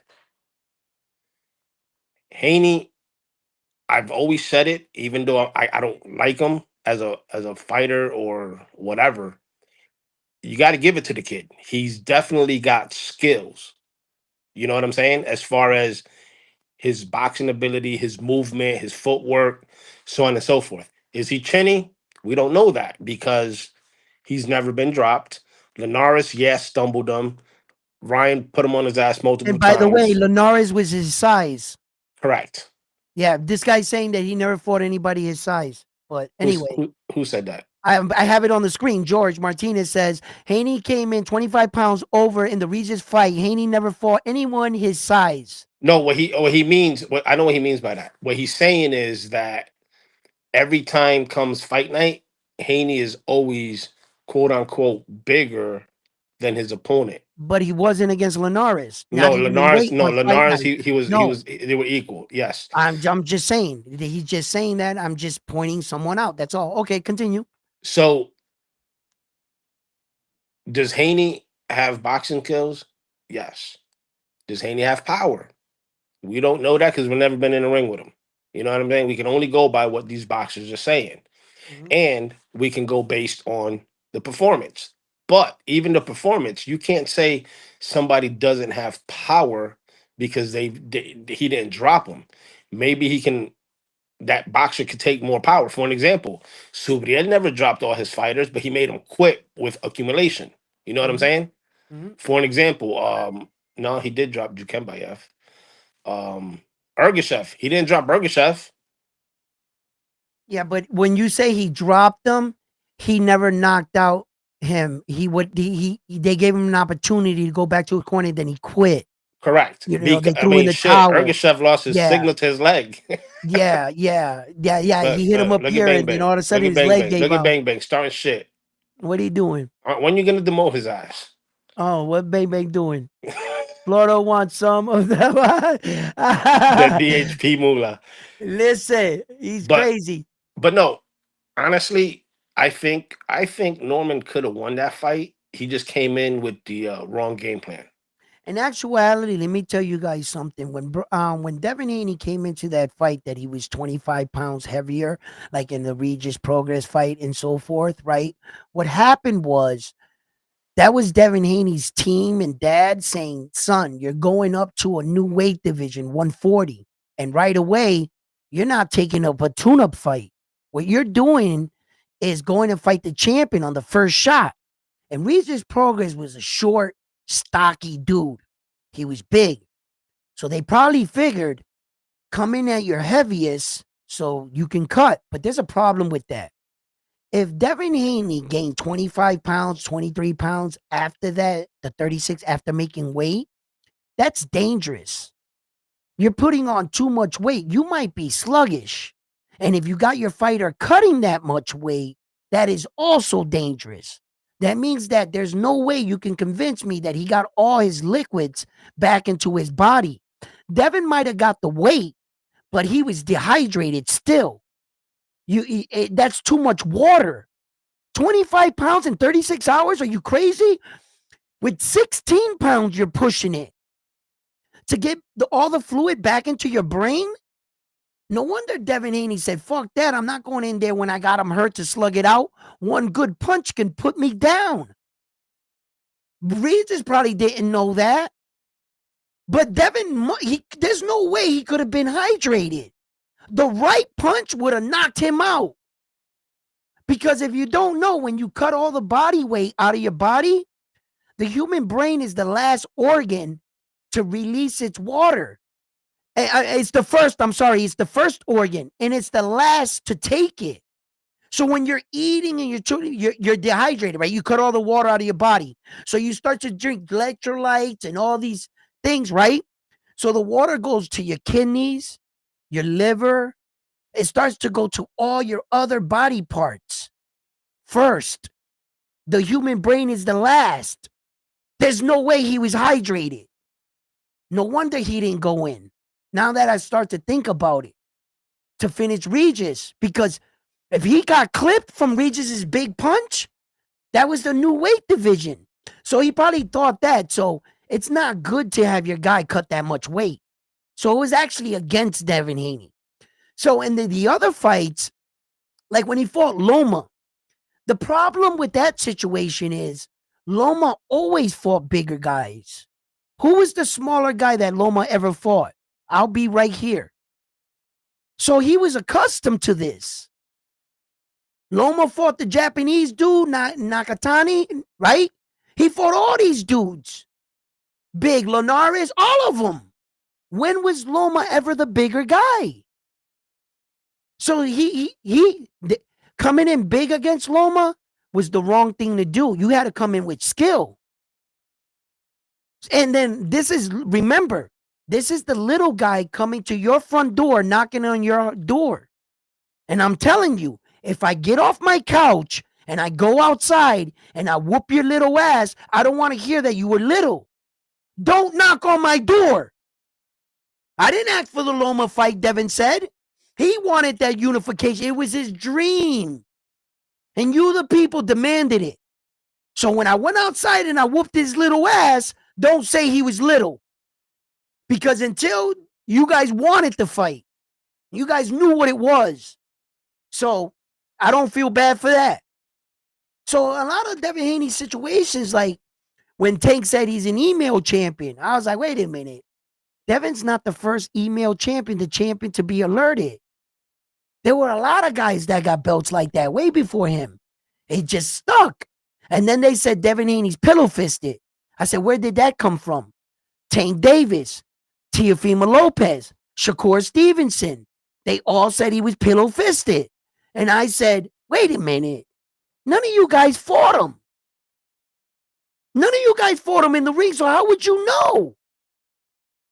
Oh, you're just acute because he hasn't knocked nobody out. So now you just came to this. He must be pillow fisted. And then Brian Norman Jr. believed that shit and walked into that shot, man. His father told him, he can't hurt you, son. He's pillow fisted.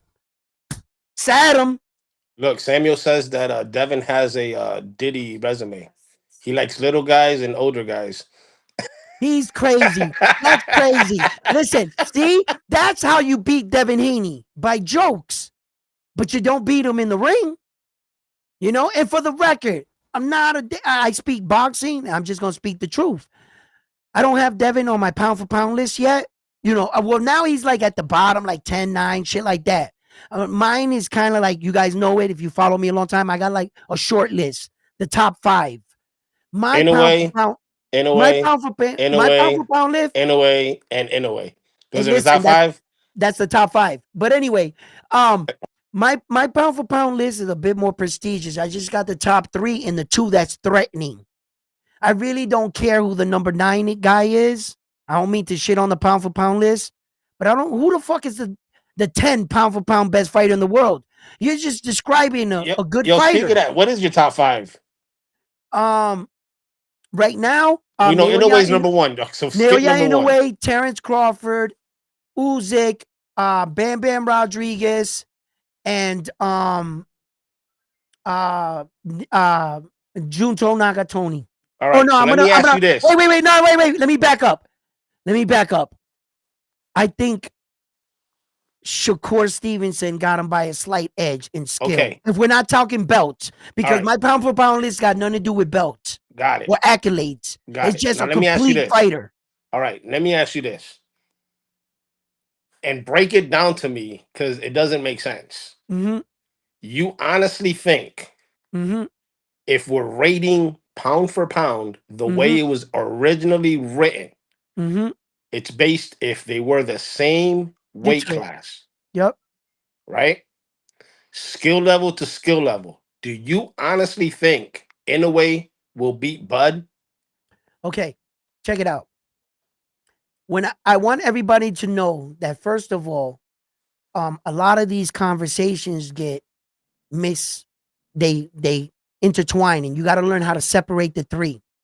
First of all, I think that Naoya Inoue is the best pound for pound fighter in the world because overall, positioning, timing, speed, power, ring IQ, ring generalship, overall, he's a lot complete as a fighter as you're going to get. I think he's the pound for pound. The best fighter in the world, I think, is Terrence Crawford. He's the best fighter in the world. The most popular, the face of boxing, is Saul Canelo Alvarez. People No. Hold on. I don't want a word salad. Hold on. I don't want a word salad. I want to know. Check it out.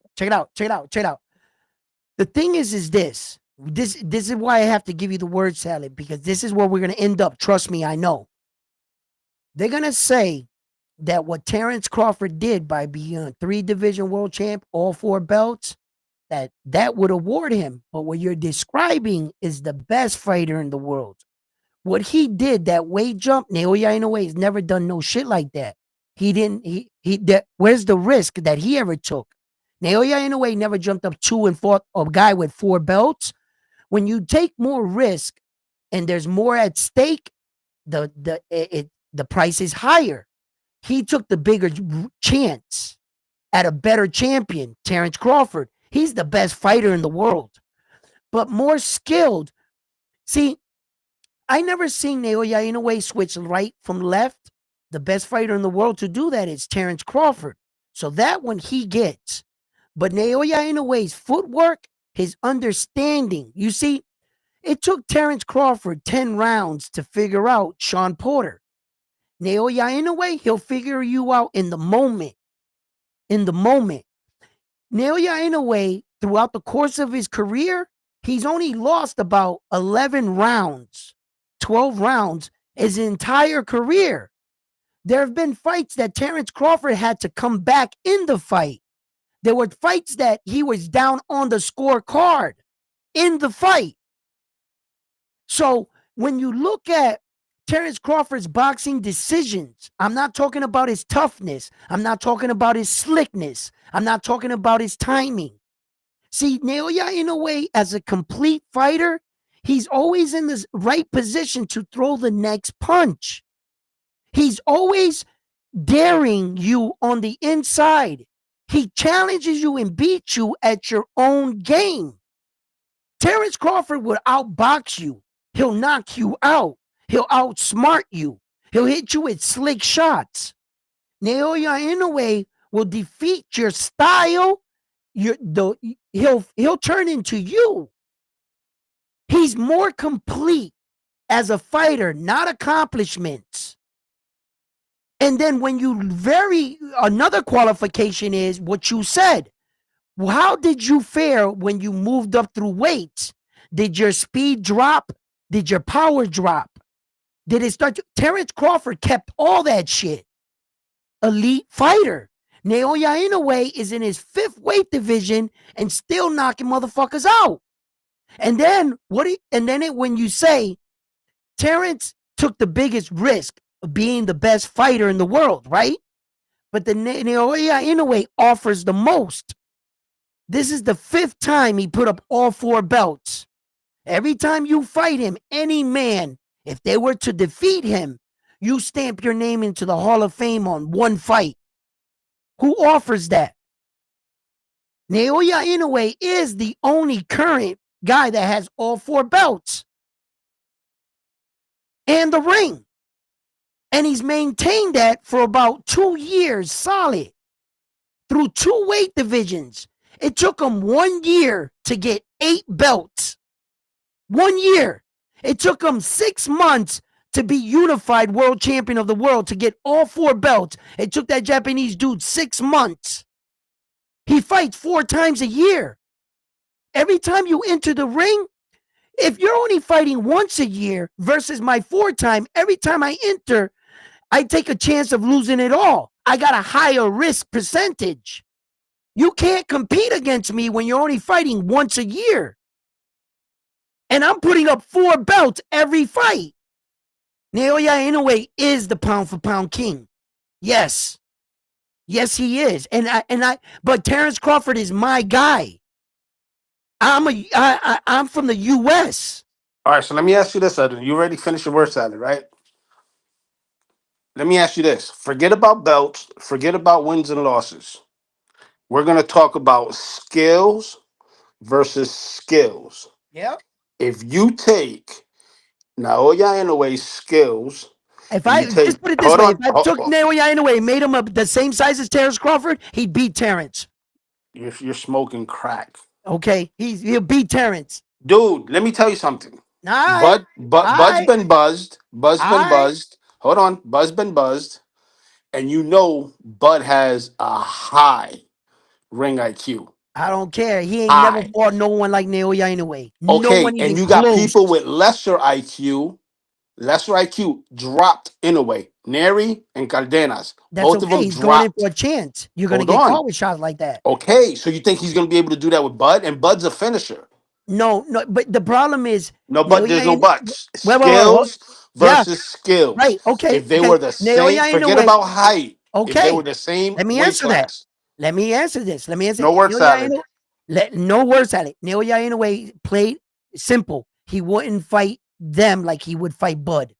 He didn't respect Luis Pantera Nari. He underestimated Roman Cardenas. Fighters do that all the time. He would never fight them like he would fight Terrence Crawford. He'd fight Terrence Crawford like he fought MJ, like he fought Stephen Kubo Fulton. he would never take that kind of chance against a superior fighter. I mean, or like he fought Nonito Donaire. No, when he fought Nonito, yeah, the first time or the second time? It doesn't matter. He won No, both. it but, does matter. Well, It does. He got caught early in the first one in the second round with a fractured orbital bone. right. Now, most men would have quit under that situation. He went 10 more rounds getting punched in the same fractured orbital bone and won the fight. So he had one eye. If you go back and watch that fight, he literally took his glove and covered this eye and was fighting like this and then would let it go and put it back. That's how he was fighting, literally in the fight with Nonito Donaire in the first one. Right. In the second fight, he didn't play with Donaire. He knocked him out in one round. Well, two, but if there was 10 more seconds in that first round, it was over with. What took place in the second round should have never happened to Donaire. He's just too tough for himself. But he took Donaire out like this in the second one. So you still haven't answered the question. What? Skill for skill. He will beat Terrence Crawford. He's better skilled, bro. No. I answered it. Hey, Samuel has a question for you. He says, has two snack fighters ever fought each other? Yes. Hundreds of times. Just because they don't wear the shirt doesn't mean they're not on it. Just because they're not out there taking the risk. Those men got to be commended. They knew who Victor was. They knew the kickback that they were going to get. Terrence Crawford was wearing that snack proud. So don't talk about snack when fucking Terrence was leading the way. Naoya Inoue don't got no snack shirt. How about that? Is he on snack though? Nope. Naoya Inoue is on that fish and rice, that Japanese samurai shit. That's sushi? Them dudes is too fucking, that's their downfall. You know that, right? They're too, they have too much honor. Yo, it's disrespect your family. You think that man would test positive and in Japan, his family name would be on the steroids? Are you fucking out of your mind? That all they live in Japan is your name. You shamed your name. Here's a sword. Put it through your stomach for less shit. He ain't tested positive for a guy. You think he built this dynasty and he wants his name to be shamed? Are you crazy? That's why that's why that whole Subriel thing drives me nuts. Because Puerto Rico, okay, Japanese, they do it for their name. They honor their name, the legacy. Puerto Rico, they do it for the flag. They do it for the island. Yeah. That's and you why don't want to be the number one Puerto Rican, the first. Who that man, that broke my heart. I was like, please, Subriel, don't be the first Puerto Rican, because if you guys don't know this, yeah, we tooting our horn on this one. If you don't know it, right? No Puerto Rico Rican has born never fighter tested positive Never. for any banned substance Never. in professional boxing. Never. Mexicans have, Americans, Japanese, Chinese, every country got one. And Now, you Puerto guys Rico- do know we're one of the only countries that have a champion in all 17 respectable weight divisions, right? For as small as Puerto Rico is. So I think we do pretty good. So that's the difference. You know, you're saying Inoue don't want to shame the name. No. Puerto Rico will never. His father, I swear, Shingo would commit suicide. Brother, you can't do that to your father, to your mother. In Japan, the way that shit rocks, you have Puerto shame. Ricans won't do it to their island. Oh my God, bro. Forget the family. They won't do it for their island. I didn't want Subriel. Man, I was like, please, Subriel, please, for the love of God. When I woke up, and then I started seeing the story. I was like, wait a minute. This is hogwash. We've been bamboozled, right? Because they should have never broke the story. He was never over the threshold to be considered. So what were we talking about? So what they're trying to do is sabotage that whole card. That's what they're trying to do. Of course. That's a smear campaign, okay? I don't know who's behind it. I don't know where to point the finger. I got suspects. Hey, you don't know that. Yeah, no facts. I don't got no facts. Stop it. Yup. I got suspects, but I don't got no proof. So all I can do is just thank God he was acquitted. And that's all I know, and that's all I care about. Look at Golden State. We jinxing ourselves. That's it. Don't do that. Don't do that. All right? But yo, it's the truth. Golden State said we're jinxing ourselves because a fighter in Puerto Rico has never popped dirty, and it's the truth. It's the We truth. we don't Yeah, cheat. we're not jinxing ourselves, but what? We can't be proud of something that we're not known for cheating. We can't be proud of that. And then all of a sudden, don't speak it up. Don't remind the world because it'll jinx you. In the fear that I don't let the world know that we're not dopers, Hey, I do not like the way you cheaters. worded it, though. Huh? I like the way you worded it when you What? said that Puerto Rico's never gotten caught for using a banned substance for cheating. Yeah, he worded it. I Never like the got word. caught. I like the word. I like the Wordplay. verbiage. Because he likes to put the assumption out there that, wait, they just never been caught. Well, then, you know what I mean? Look, listen, let me tell you something right now. We're very proud of it. You know what I mean? That we're not known for that. We hold our own weight for the size of our island. We have produced many world champions and currently still hold a lot of boxing world records. You And know, that's per capita. yes, and also in all of boxing. We have one of the best records in all of boxing, where that in fact Wilfredo Gomez is the youngest champion at 17 in boxing history. The youngest man to ever win a world title. Where did he come from? Puerto Rico. A young 17-year-old kid in that time, in that era, won a world title. How good was he? I'll tell you how good he is. Go look him up. You know? So, look, we have great records. We also have a champion in 17 weight divisions. That's a record. I don't think Japan has that. They've never produced a heavyweight champion. You know, other than like the Americans, those guys are into sumo wrestling. They're not into boxing. Yeah. Like I don't know any Russians that were 108-pound champions. I've never met them. I never met any Chinese guy that had the cruiserweight or the heavyweight. No. Hey, so we got one in every Speaking one. of So that, we're good.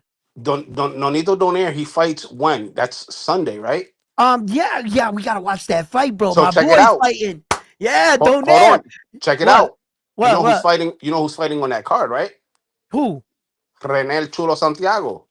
Oh yeah, is he? Who's he fighting? I didn't know that. Hold on, he's fighting for he's unifying. Let me see. Hold on. Is he? Yeah, go to Box Right. Okay, I got it right here on the screen. You know me, baby. Say less. René Santiago. He's fighting the Japanese champion at what is it, 108? Hold on, I gotta go look him up. Okay, Right here. Renee Santiago is fighting for what? He's fighting Takami. Kaisuke Takami. What is he, the WBA champion? WBO. No, he's not. Because Oscar Collazo is the WBO champion at 108. No, 105. Oh, 105. That's right. Sorry, my bag. Okay, where were we? Risuke. Okay. Santiago from Puerto Rico is the WBO champion, and the Japanese must be he's the champion from the WBC and the IBF. Is this a unification? He's fighting that guy? Yep. Hold on, let me see who Kazuki. I'm sorry, I'm gonna kill your name. I'm gonna butcher it, but I'm gonna try it anyway. Kaisuke Takami. He's the WBC and IBF champion. Oh, there you go. Mark clarified it. It's Donaire's fighting on December 17th. December 17th. And then Renee's fighting Takami. Yes. Okay. And if Renee can beat him, he'll have 3 belts. Yes. Damn, I tell you what. The one thing we do not have as a Puerto Rican country is an undisputed world champion. Yeah, that'll be our royal flush. If the day comes, and I say this, I hope, before I die, I get to see that moment in boxing. Right now, Rene got the WBO. And he's fighting Takami for the WBA or vice versa. No, so they're unifying. No, he wait a minute. Kaisuke Takami has the WBA. Oh yeah, okay. He doesn't have the WBC and the IBF. That's another guy. That's Correct. they're from the same Since country, but no, I they're think different dudes. Sensory's from like the I don't know. He's not from I don't think he's from Japan. I don't even know how to say his first name, but his last name is Simsri, holds the IBF. And then the WBC is by Freshmart. And then the champion in recess is Carlos Canizales. Yeah, but that dude that I cannot pronounce his name, the WBC champion, the Mananoon, the Yeah, Mananoon, that's they got Freshmart. this. Yeah, he got the same flag as the guy from the IBF. They're Yeah, so they're representing the from same I don't know, country. Thailand or something. Yeah, some shit like that. Yeah, Uh, Thailand. so yeah, okay, I get it now. All right, so there's 4 separate champions. It's just the same flag. I thought it was the same dude. Okay, so he's gonna fight him for the WBA. That'll be a unification, and then he would have to fight these other good dudes. So he'll be a little bit off. So it's only for 2 belts. Right. Okay. And So Goyaso Oyasu already got holds 3. 2 belts. No, Goyaso only has 2 belts. no, he only Goyaso has has 3 the belts. WBA and the WBO. Jerusalem holds the WBC, and then And then Taburan holds the Barudang IBF. holds the IBF, right? So, See how difficult this shit is, man, to get these 4 belts? And then these guys get opportunities and then want to say the belts ain't shit, right? Terrence Crawford got the opportunity from Saul to fight for 4 belts. What makes Terrence Crawford the man he is today is the fact that he has 3 weight divisions and all 4 belts and 3 separate weight divisions. So, without the belts, he doesn't become the man he is. But the belts ain't shit. The belts ain't shit, but you want the recognition and the credit what the belts bring you. But then at the end of the day, they ain't shit. We don't need them. Then you're not who you are. You take away all 4 belts from Saul Canelo Alvarez and let Terrence Crawford jump up to fight him. Who does he beat? He just beat another Mexican boxer. But you give Saul the 4 belts, and who did he beat? An undisputed boxer, because Saul was already defeated. It's not like he was beating him for the first time. So what was at stake was the 4 belts. But in the same breath, belts ain't shit. And they are. Belts mean everything. And that was the topic of this program. We have come full circle in the show where that I'm showing you we are under attack. Our belts are under attack. And there are fans that are pushing this narrative that belts ain't shit and that we don't need them. What they fail to do when they talk about the guy that belts don't mean nothing, they fail to realize that they were already established. How? By acquiring the belts, becoming world champion. And after becoming world champion, if Saul Canelo Alvarez was to go out and fight tomorrow, would people go to see him? You're damn right. And then they're going to look at that and say, look, Saul sold with no belts. It proves belts ain't shit. But what they're failing to mention is that how did Saul become Saul? With the belts. Would they go see him if he never had none of those belts? Probably not. What they're taking out of the equation is who he is. And he could go fight with no belts now is because he was established. And they're going to dress it up like, look, this proves that belts ain't shit because Saul in his next fight sold out without 1 belt. No, he sold out because he's Saul Canelo Alvarez. Let him come out and get none of those belts and see if he gets to this point in his career and you come to see him. For what? Hey, Flex made a good point too. Collazo also holds the ring belt too. Yes, he has the ring. Yes, and he has the ring. And that's WBO, my guy. Yep, that's the one. That's the one I think that got the best chance right now to get. I don't got that pressure on Subriel. I understand that he's on the other side of his prime. You know, age is not on his side, Subriel, so I don't think he'll get all 4, right? I say Subriel has a better chance. Here's why. because they move Subriel a lot quicker. These smaller weight Uh, classes, dude. Think about it. He offered so this now this is it's what I easier to get heard. a title shot at the lower weight class than it is at No, Subier's. Hell yeah. because Melvin Jerusalem supposedly, mind you, I don't have the facts. I'm just going based on what's being said. Um, Team Collazo offered Jerusalem for a unification, and Jerusalem supposedly outpriced himself. He didn't want to fight him for the amount of money he said. He wanted more than what the fight would be worth. Then they took the Taduran route, and I don't know how that's going or how it went, but Team Collazo already said that beginning of the new year, late January, there's supposed to be a unification fight. Mm, Who that's with, we don't know yet. We don't know if that's going to be with Jerusalem or if it's going to be with Taduran. But mhm. either one, he beat Jerusalem already by KO.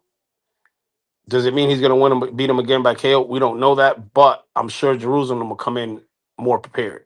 I got Koyasu by Yeah. knockout anyways. You know what I'm saying? Right. Right. Yo, that's a good point. My man here, I was putting his comments up right here. This is Golden State. Golden State, Puerto Rico, right? Oh no, No, RR. I always why did I think that's it? That's how bad my eyes are. And then with the sunglasses, right? Don't help.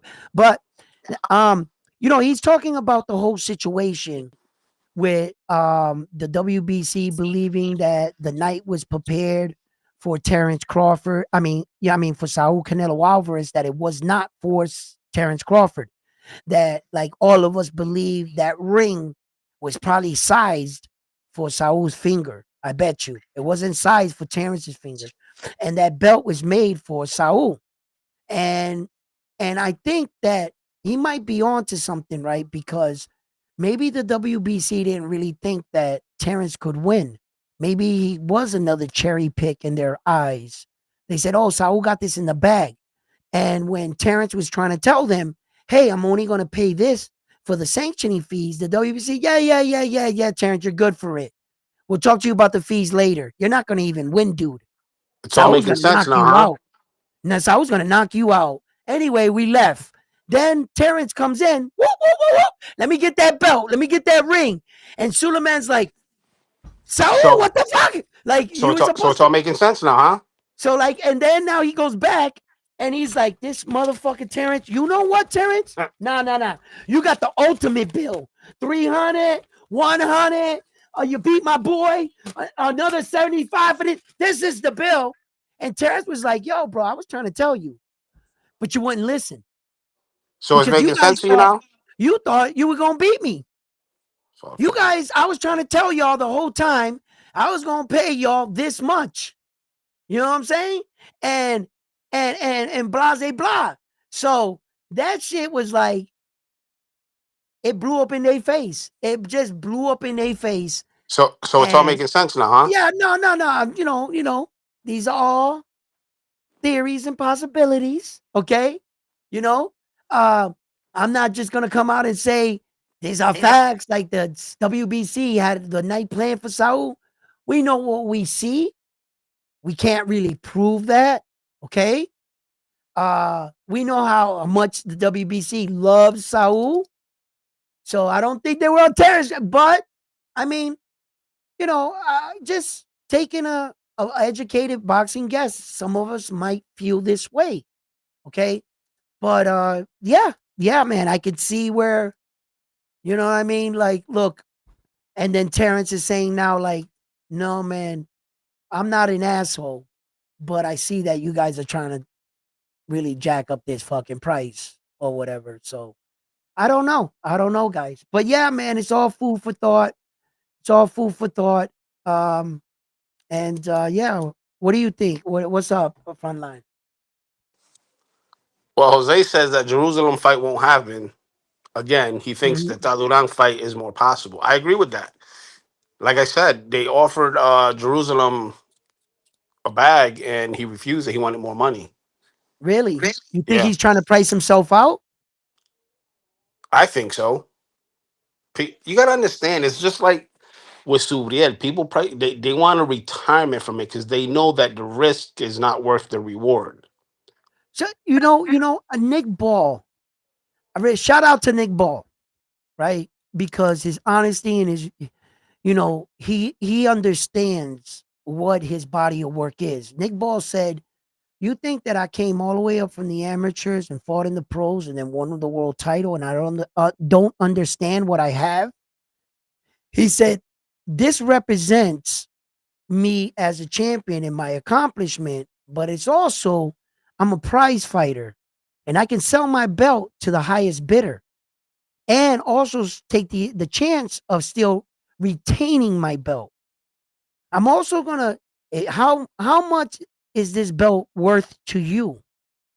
See, like Naoya Inoue, there were fights where that the guy clearly outpriced himself, and Inoue said, "Take money from my purse and give it to him. The belt, how much is it worth to you?" So at the end of the day, I've always said this. If you ask me, the money's not worth it, right? For taking all these punches and the damage you take at the end when it's all said and done, it's really not worth it. So who am I to say what you're worth? But understand your value. Sometimes some of these guys do outprice themselves, saying, "I want 100 million. I want, 10 million or some shit like that." When you only made $100,000 your last fight. Yeah, but you got to understand. For an example, the Subriel card. What was the purse bid? What did he win it for? Like 1 point something million, right? 1.9. Okay. So we all know, based on that purse bid, nobody in that fight is going to get paid more than $1 million. Well, no. You can give Subriel $1 million and you can still give Dalton Smith 7 or 8. You still have 2 more to give out, right? But that was the problem. That if they won it for 1.9, what were they offering Subriel and Dalton? If they won it for 1.9, it had to be lower than 1.9 because we're saying no to that. Because we put together the fight and we're saying we won. So Subriel is actually getting more money right now. So you're not gonna walk if the Saudi prince said, "I'll give you $3 million," and you walked away, and now you're only making $1 million, you lost. You should have Didn't stood Teal with do him, that? huh? Didn't I Teal do know, that? right? You should go with them and go get the $3 million, right? But the Saudi prince didn't offer $3 million. The Saudi prince probably offered Subriel Matias 600,000, and he offered Dalton Smith 600,000, and he said split.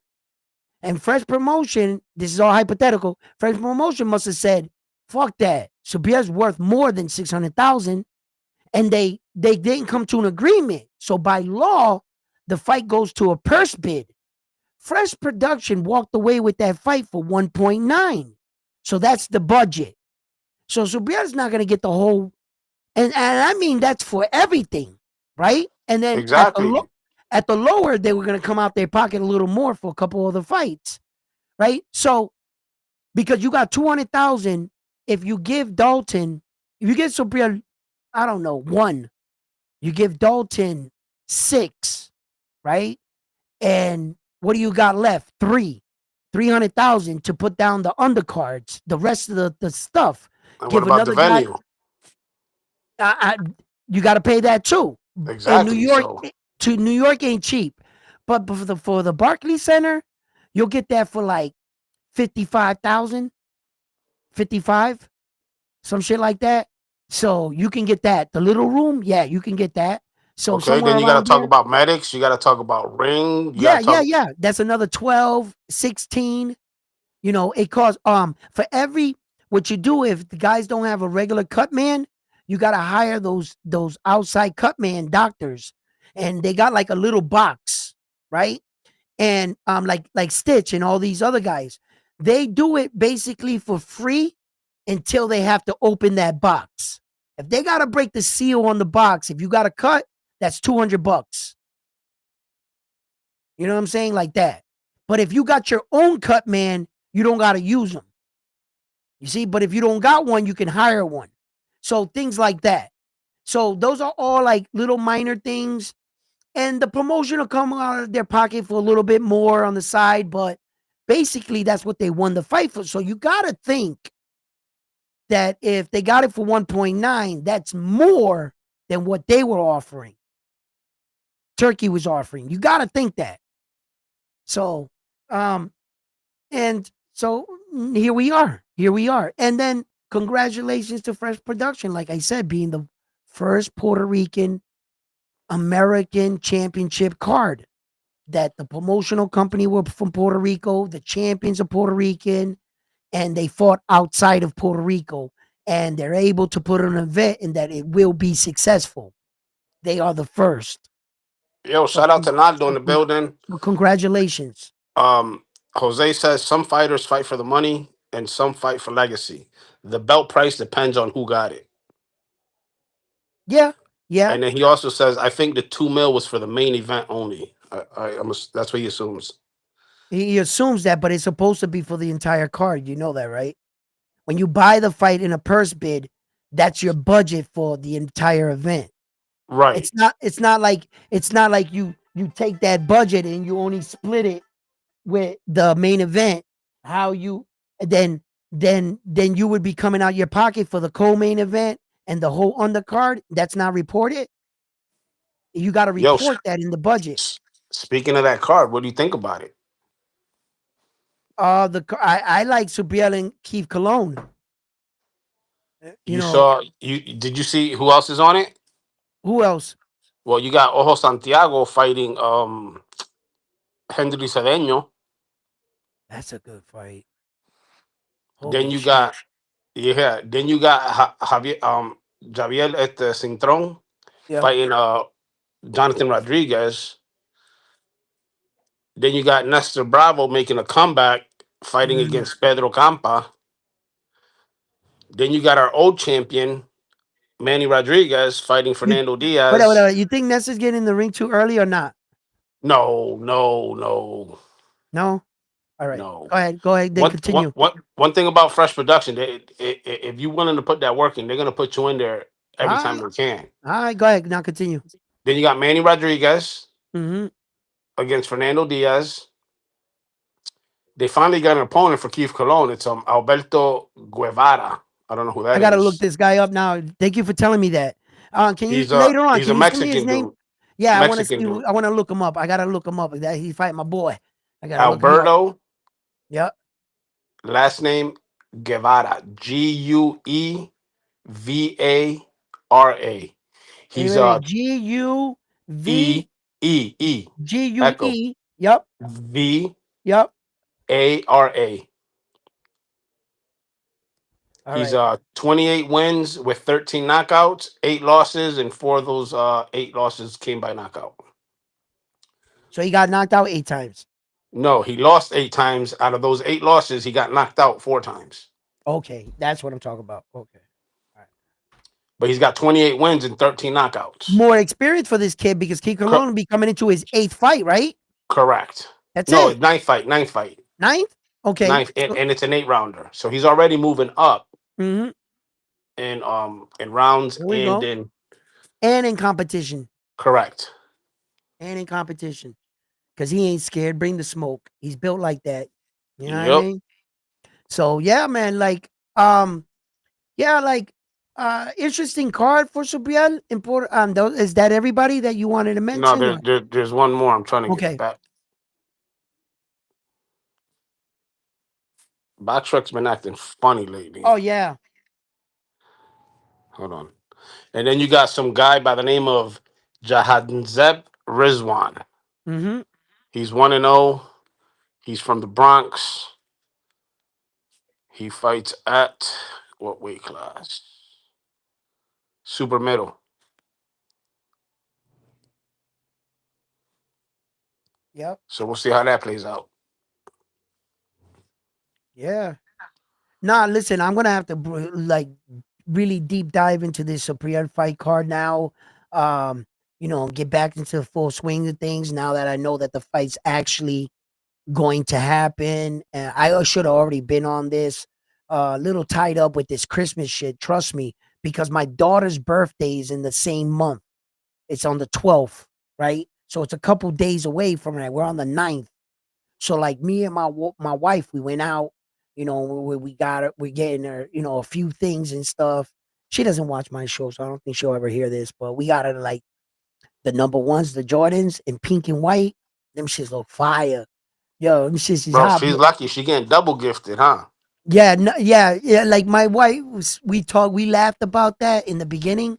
We were like, she's gonna get robbed for Christmas. We're gonna give her like one gift for both Christmas and birthday. Here you go, right? So we were laughing about it, but as we grew up with her, we promised to like ourselves, like, nah, we don't give her two birthdays because we know how that feel. Like me, like my birthday and Father's Day are 2 days apart. So my birthday gets celebrated. They give me my Father's Day's gifts on my birthday all the time. I get robbed. Get robbed, son. You know who really gets robbed? The people that were born February 30th. Or the 29th, my bad, the 29th. The 29th, the 28th. Yeah, it comes every 4 years. Comes every 4 years. That's who got robbed. Now, on your birth certificate, I heard they push it to the next day because of that reason. And want to know something? Those are the things that are in our face that proves that the calendar doesn't work, that time don't work, that the months and weeks don't work. Where the Well, here's fuck a do you get question. a Here's a leap question. year? Speaking of that, here's a question. You're in your mother's womb for 9 months, right? Yeah. But they celebrate your birthday every year. Why is that? Well, because when you're in your mother's womb for 9 months, you don't count the months that you're in it because you don't have life. The minute you break that water bottle, the bubble that you're in, and you breathe air, is the day that you live. Under math terms, we're judged by 12 months and 365 days.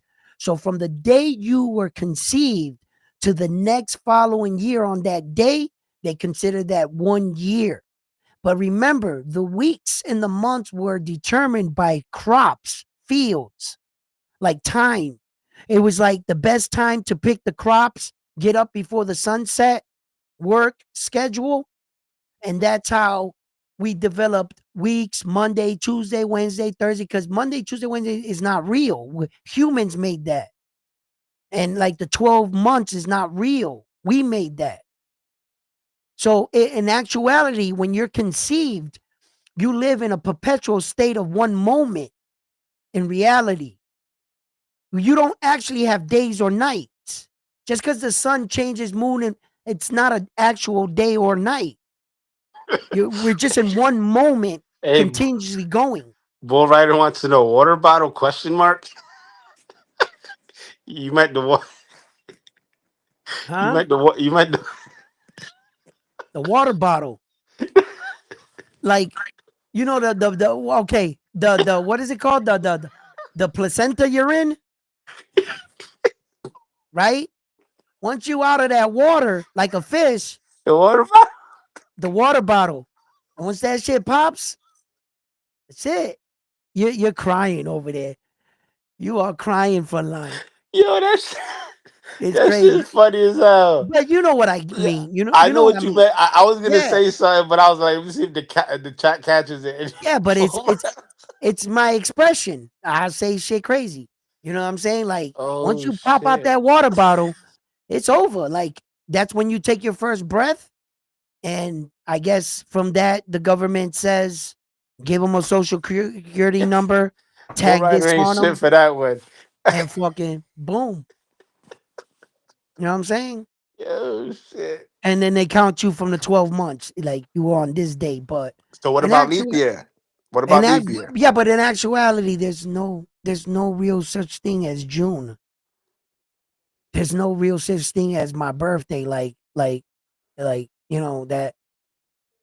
But we have to play a system. We got to keep track of time so that you come to work at 8 o'clock in the morning on a Monday.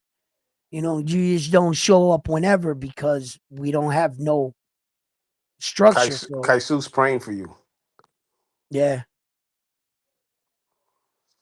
But yeah, no, we got dude, we gotta get Or you got to get Keith Colon back on here and talk about this upcoming Oh fight, yeah, how he feels, how he's his prepping dad for it. shot me a text too, man. I'm such a and look, man, I got a family, man, you know, guys, and sometimes I gotta breathe and go to sleep. Okay. And I do forget shit. I smoke a lot of weed, bro. That shit I'll be forgetting. I'll be real Sigue forgetful. fumando. You know Para what I eso mean? fuma. Yeah, right. So I get some texts and shit, and I really do mean to like but once my wife cracks that whip sometimes, I'm like, yo, what's going on? What happened? Yo, you know, and then she brings me all the way downstairs to show me that my sneaker's crooked. You see this right here? I don't clean until your sneaker's crooked. And then there's 2 specks of dirt. Like, yo, like, so sometimes I'll be forgetting shit. You know what I mean? Because I got a lot of distractions, you know? So, but I mean well, and I'll get back to you guys, and I want to get Keith Cologne to come back on the show. That's as soon as possible, before the Subriel Matias fight, and I want him to talk to me about his preparation and everything, and this new opponent, what he thinks about this guy, and stuff like that. So yeah, man. I think he's the goods. He's the next. He's probably going to be the next big thing for PR. Yeah. He's promising so far. I believe he has enough potential to at least obtain 1 championship in 1 weight division. Where he ends up, we never know at this point. This is the exciting point. This is where you see and you're watching, you know what I'm saying, the kid.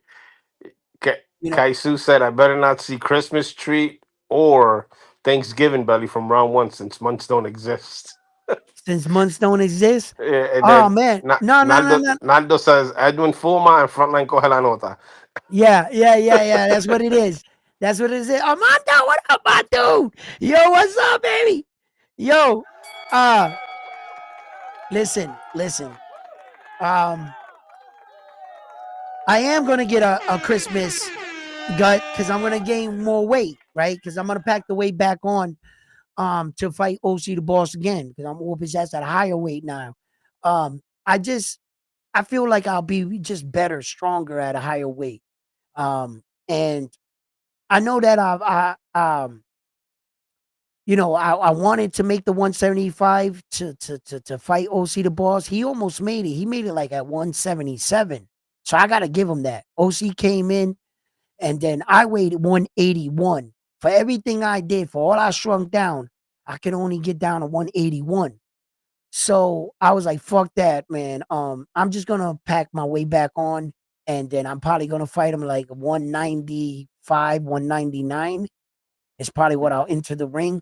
Whatever you do, don't have Marcos in your corner. Nah, fuck that. That motherfucker would fucking. Nah, you know what I'm saying? He waterboarded your ass. Listen, he was trying to get information out of you or something. Listen, do you know where my fight's gonna be?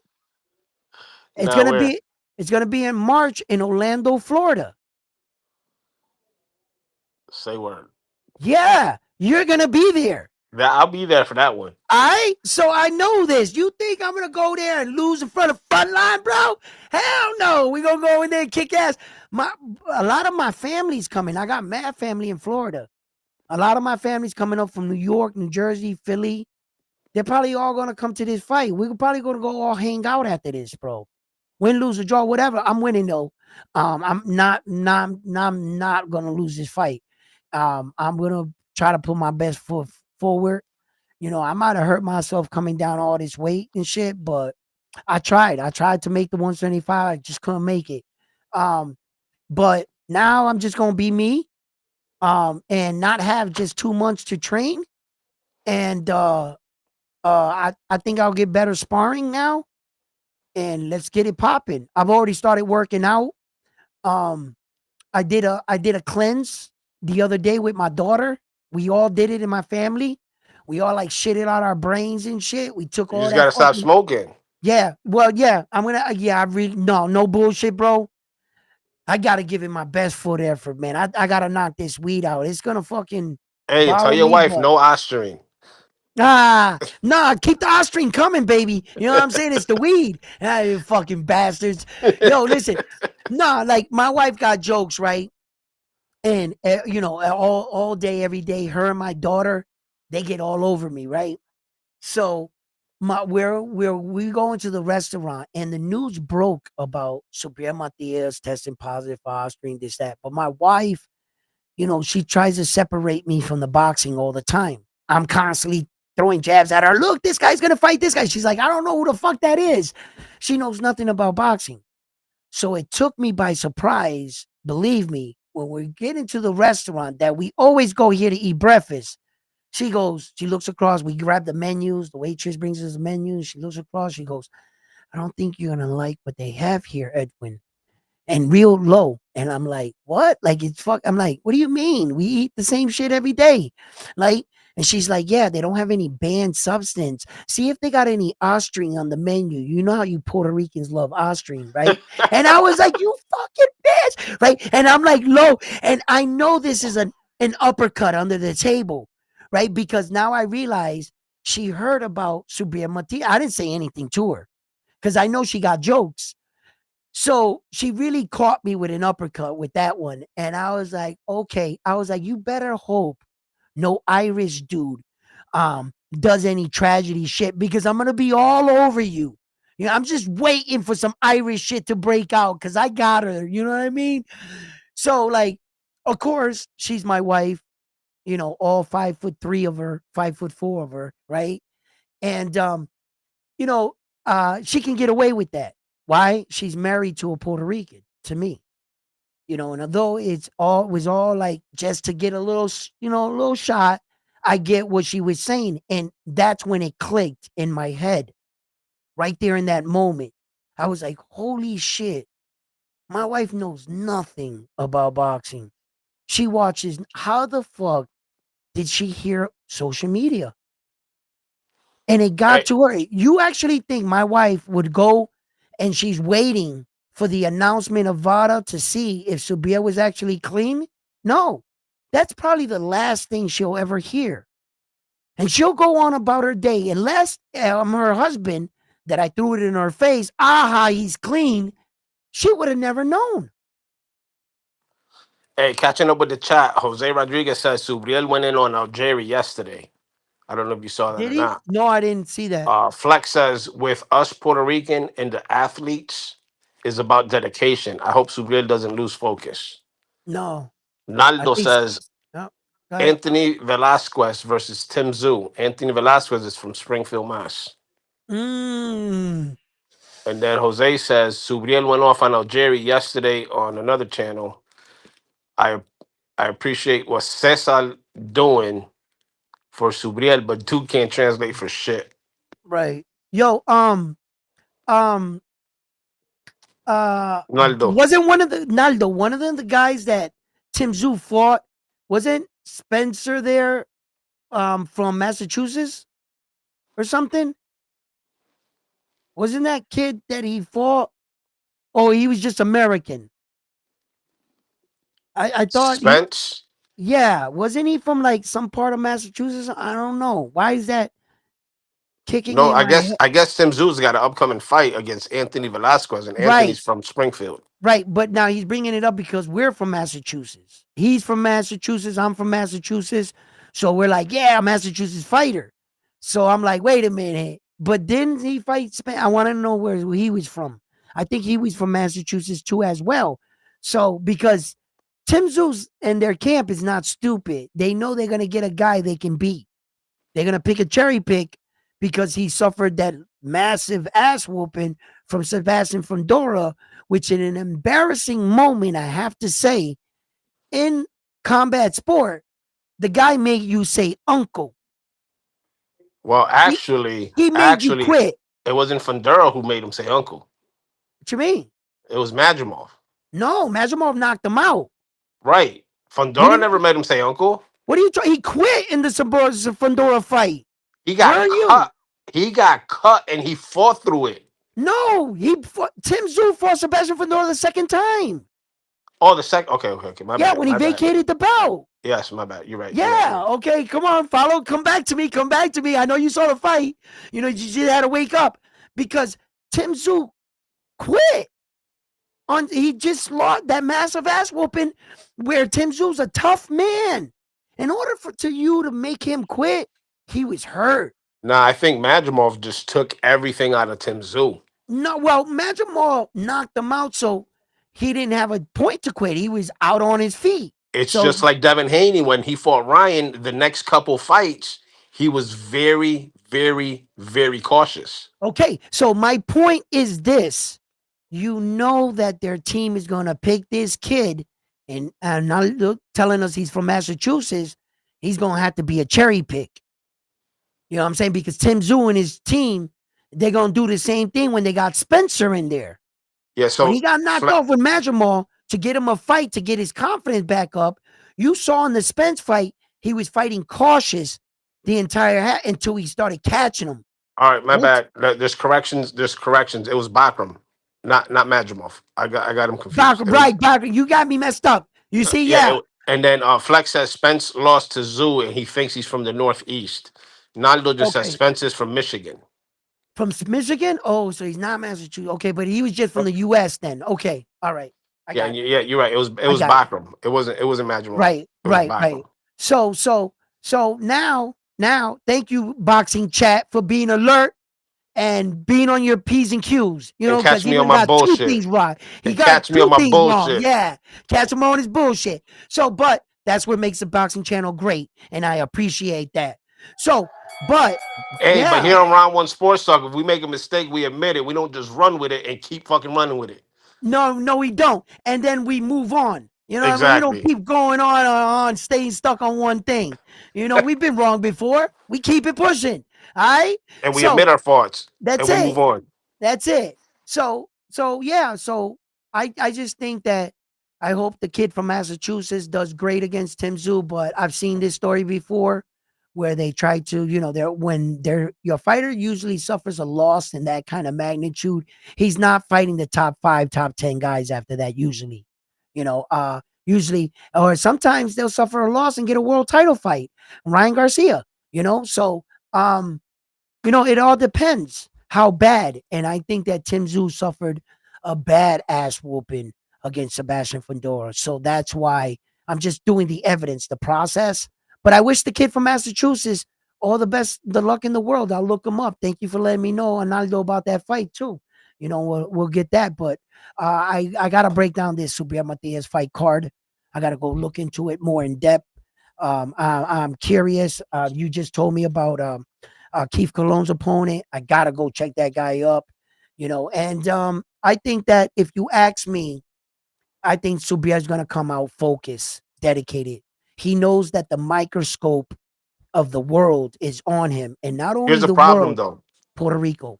Here's the problem. What's up? Talk to me. Who's gonna be at the fight? Chris Algieri. Chris Algieri is gonna be there. Fuck about Chris Algieri? No. I know. I just hope whatever plans Subriel has for Chris Algieri on the legal side, because I think they're planning on going after him for defamation, which he has every right to. That being said, I hope that Subriel, he's smart enough. He's smart enough. He can stay focused on the fight. Stay focused. He'll stay and focused. Let his legal team handle the defamation part. Yeah. He's not going to handle him like Tio. Trust me. Right. He's not going to handle him like Tio. I know where you're going.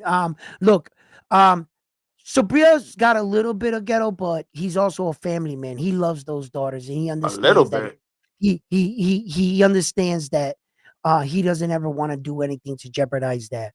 Shout out to Flex for the $5 super chat.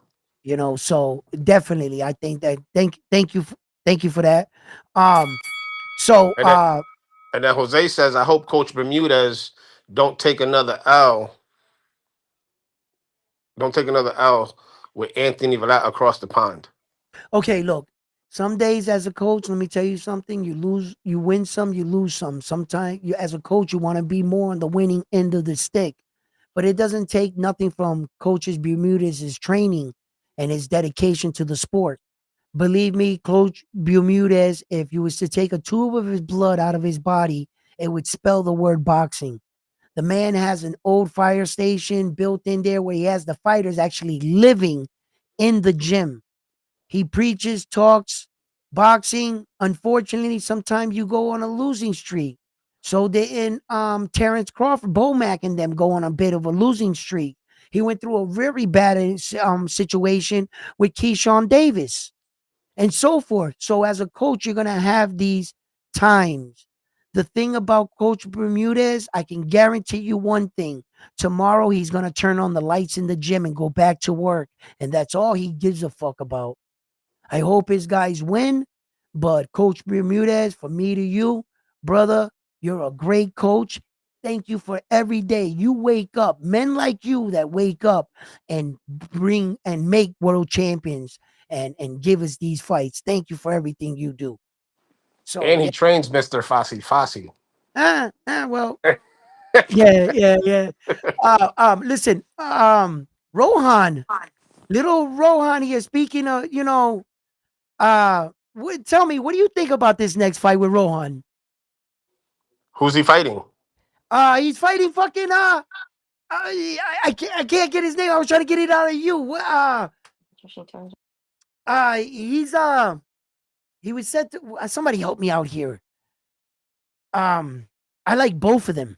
As soon as you say the guy's name, I like both of them. His name is eluding me right now. Hold on, let me look it up real quick. I know who it is. Is the fight official already? I'm not sure if it's announced though. I don't know if you'll find it on BoxRec because I was just gonna do that. But I was saying Edwin into my head. I was saying it's gonna come to me in a second. I like both of the guys. I guess No, it's not on BoxRec yet. It hasn't, so it's not officially announced.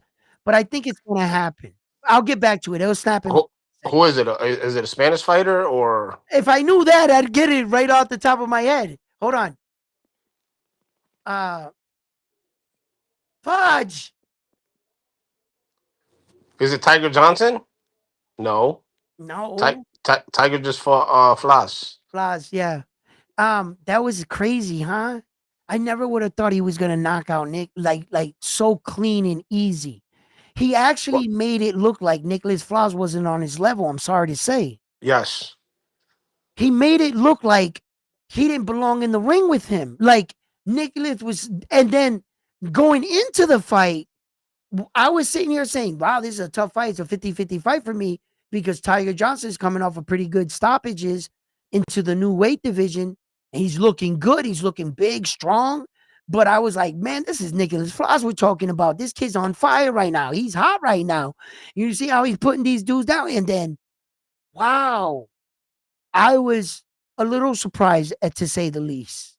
I like both of them. I didn't want to pick against Tiger, and I didn't want to, but sometimes Mama said we'll have days like this, where we got to pick one of these guys. I went with Flas, of course, because Puerto Rican and shit. But damn, he starched him. I was like, damn. Yeah, so I'm not putting excuses for anybody, but did you know that fight was postponed a couple times, or the date kept getting pushed away a couple times before it actually happened? Well, there were a couple tough breaks in it. So why? Okay, tell me why. I don't know. I think that just throws a fighter off. You know what I'm saying? When you're training for your quote unquote 6 weeks or whatever. Yeah, well, when Subriel entered that training camp and he had a long training camp for like 4 months because things kept getting tied up and for him.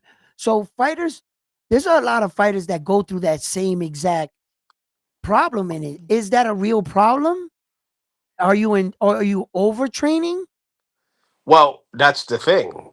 The problem is it's psychological. It's all psychological. Devin Haney just come out of a long ass training camp for Brian Norman Jr.? Not really. That was yes, he did. 6 to 8 weeks. No. Devin Haney jumped around from city to, he did like a fucking press tour. His I remember. But that's nothing new with Haney. No. When I mean he was in one city training for the fight for Brian Norman Jr.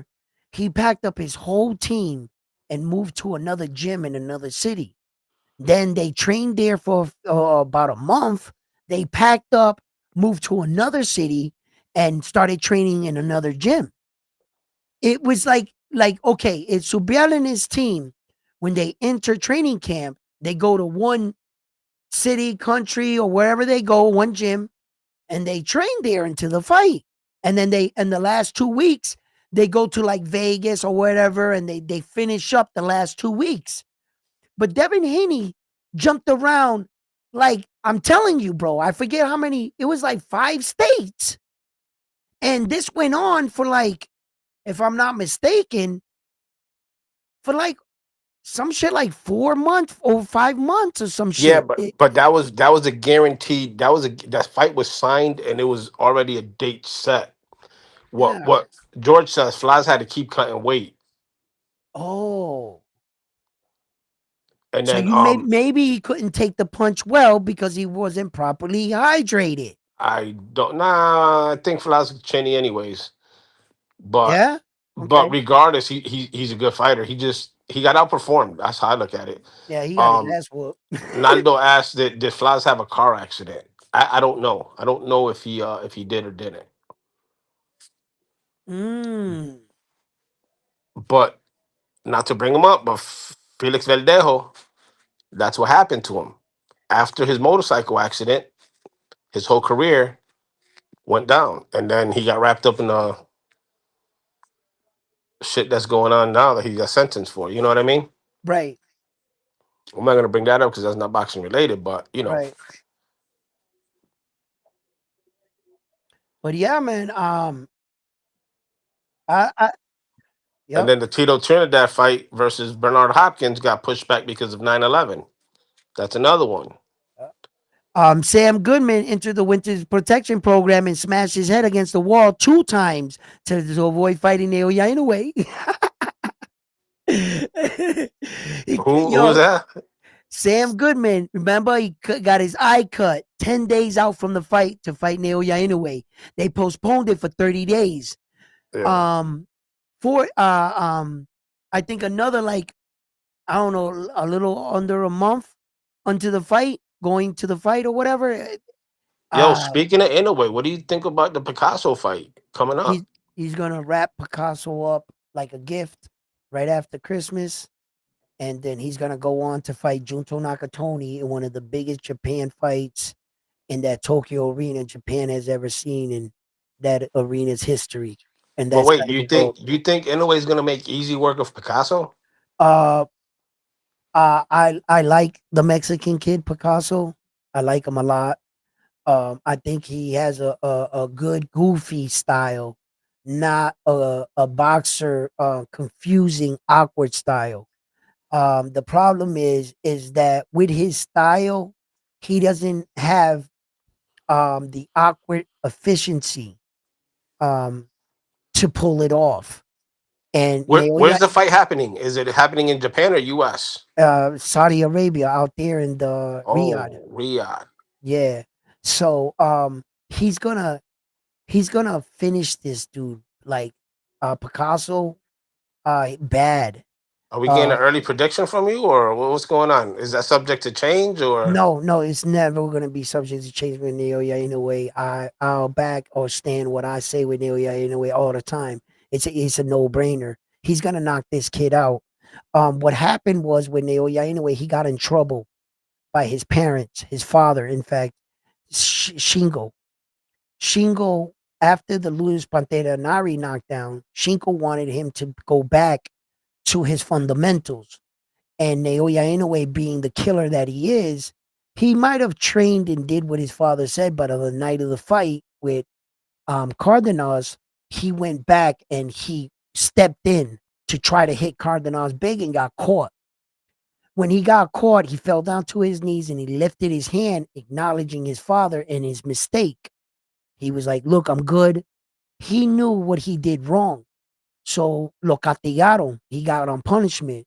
His next fight, he came out, he fought MJ. And they told him, I don't care if you can knock him out. I want you in this fight to be defensively sound. I don't want you to let him hit you that much. We want you to box and box well. So to prove to his father that he can still be this kind of champion and take instructions, not say, now that I'm here, I'm going to do it my way. Naoya Inoue proved to his team and his father, he's still a gamer and I will do it. So what does this fight say to you with Picasso? that once he did what he needed to do, they taking the leash off. Naoya, he did what he did. They're going to, here, go get him, boy. They're going to let Naoya Inoue go. And he's going to go back to doing what he loves to do best. Knock people out. Just before that fight with MJ, he was on a 12-fight knockout streak in world title fights. Consistently in a row. Let me ask you this. Inoue moves up to 26. You think he'll beat Espinoza? I think Espinoza's size and height is going to betray him. I think his long torso, he can't hide it from Naoya Inoue. And Naoya Inoue has enough skill to dip, evade, counterpunch, and he's like a cat. He moves real well. When he fought taller fights like Yo Boy and McDonald, that was the WBA champion at 5'10", 5'9", Naoya Inoue was outsized and outmatched. That European guy has never been knocked out in his entire career. He was a champion for over 4 years, undefeated. Naoya Inoue walked into his country and knocked him out in 1 round. 1 round. For all the height, tall, never being knocked out, champion for 4 years, I'm going to beat this little Japanese dude up with like 8 fights. All Naoya Inoue had was 7 fights. That was his 8th professional fight. And he knocked him out in 1 round. So do you think Junto Nakatani is going to be his biggest fight? I mean, his hardest matchup? Nope. Junto. I mean, the chat disagrees with you.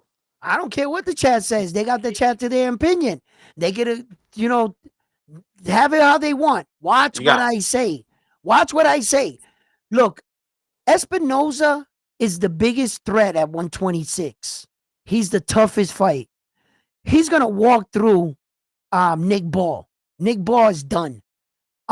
Stephen Kubo Fulton better leave the division. We all seen what happened there. Okay. So the biggest fight is that, and look, Leo, he's good. The problem is he's boxing good. That caters for Naoya Inoue. He caters into his fighting style. He'll knock him out. But if anybody can beat the Japanese kid, is that Espinoza dude. The problem is that I think that his torso is going to be a problem. I don't know if he can hide it. If he can hide that torso, keep Naoya Inoue on the outside, and like Naoya won't be able to get in, he's got a chance to beat Naoya Inoue. But like I said, I think that his downfall is going to be his body length, because Naoya Inoue has those whip body shots like he did to Dennis Moran there. Dennis Marinas. Like he did to Dennis Marinas. Yo, those body shots were crazy. Dennis Marinas, his torso was long. See, Naoya Inoue doesn't fight the same every time. That's what makes him so good. It's not like you're watching Errol Spence Jr. You know what he's going to do. Subriel Matias, you know how he's going to fight. You know how a lot of these guys are going to fight. See, Naoya Inoue adapts to every fight. He's different in every single fight. He's different. So, yo, you think it'll be interesting. You think Inoue can handle a boxer that has the pressure like Subriel? Yeah, like a Nick Ball. Like, okay, look at this. There was this. No. I haven't seen a boxer in history that has the pressure Subriel has. I've seen boxers that have that apply pressure, but Subriel's pressure is different. You can hit Subriel with everything you got, and he's still in your face. Nonito Donaire had a lot of pressure on that Japanese dude. Yeah, but it's calculated pressure, and it was smart pressure.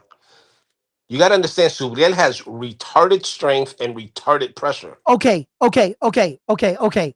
The one guy that I thought that was gonna mix it up and be like Subriel Matias and fight Naoya in a way because you're saying it has to be like a guy that has that kind of like inside game and That come gets with hit and that still gets comes forward. right and that keeps coming forward. Right. Okay. Yeah, not like The, a the Gary Anton Russell that gets hit. He has to reset and then he comes forward again. okay. When he fought Juan Carlos Payano, Juan Carlos Payano was a Dominican champion that came in aggressive and that was going to be strong and come in. And when he made one move wrong, he knocked him out. That pressure guy that kept coming in on Payano, he only lasted 70 seconds against the Japanese dude. He's the mirror image of what you're describing. But Payano doesn't have the chin Subriel got. Listen, it's not the chin that he don't have the chin. Is that why don't you say Naoya Inoue got power? Okay, so no, Naoya never got power. That's fine. That's okay. What I'm saying is, like there's people that fought Subriel that has power. They got pop, Mm-hmm. but Okay, Subriel okay, walked through them. My okay. question is, hold on. My question Yep. is, if Naoya Inoue fought somebody that applies pressure and takes his punches like Subriel does with his opponents, Marlon where Tapales. where do you think? In a way, I think Marlon personally. Tapales. MJ. Stephen Kubo Fulton. Luis Oh, come Pantera on. Nari. Luis Pantera Nari. A Yeah, knockout power puncher. Luis Pantera Nari is a knockout but he artist. can't take a punch. Yes, he can. He's never been knocked out before. He got stopped by Brandon Figueroa. That's the Hmm. only time. The only time in And his who's and career. who's Brandon? Brandon Figueroa was a bigger And guy that he tried to fight in it. Brandon is the spitting mirror image of Luis Pantera Nari. He's just got all the weapons, the the height. height, the reach. Yeah. They fight the same way though. So the question is, you're saying if if Inoue jumps up to 26, you're saying that based on the attributes and previous fighters, he will beat Espinoza. I say different. I say he'll beat Nick Ball. I say he could beat Angelo Leo, but Yeah, Espinoza will yeah. treat him like he treated Orovesi. Nope. Nope. Is that Robesi? Listen, Robesi is not half the fighter Naoya Inoue is. For one, No. he's not half the fighter he is. The reason why I have Naoya Inoue on my pound for pound is for a reason. It's for no bullshit. It's for a reason. He has the most skilled I've seen in any human fighter besides like Floyd, right? Naoya Inoue is really him in everything. What you're thinking is you're thinking that Espinoza is going to throw those long punches and that Naoya Inoue is not going to react or time. Naoya Inoue is so slick. He has some of the best knockouts of the year. That's what he basically wins a lot, the award of the best knockout of the year. When he knocked out McDonald, Maloney, Jason Maloney, yo, he hit him in a sequence. Yo, it was beautiful. When that Mexican dude, your little Espinoza there, when he starts throwing those punches, the problem is that Naoya Inoue's burst, his timing, his placement, when he hits him, he's going to be in the position to hit him with another big shot and another one and another one. Espinoza doesn't have that. And Naoya Inoue is going to circle out, go and duck underneath him and tag his body. He's going to make Espinoza look different. And you're going to see what an elite fighter does against these fighters. And I repeat, no one Espinoza has ever fought is in Naoya Inoue's level or caliber of fighter. He is the pound for pound fighter in the world. So let me And ask you he's going to this. prove it.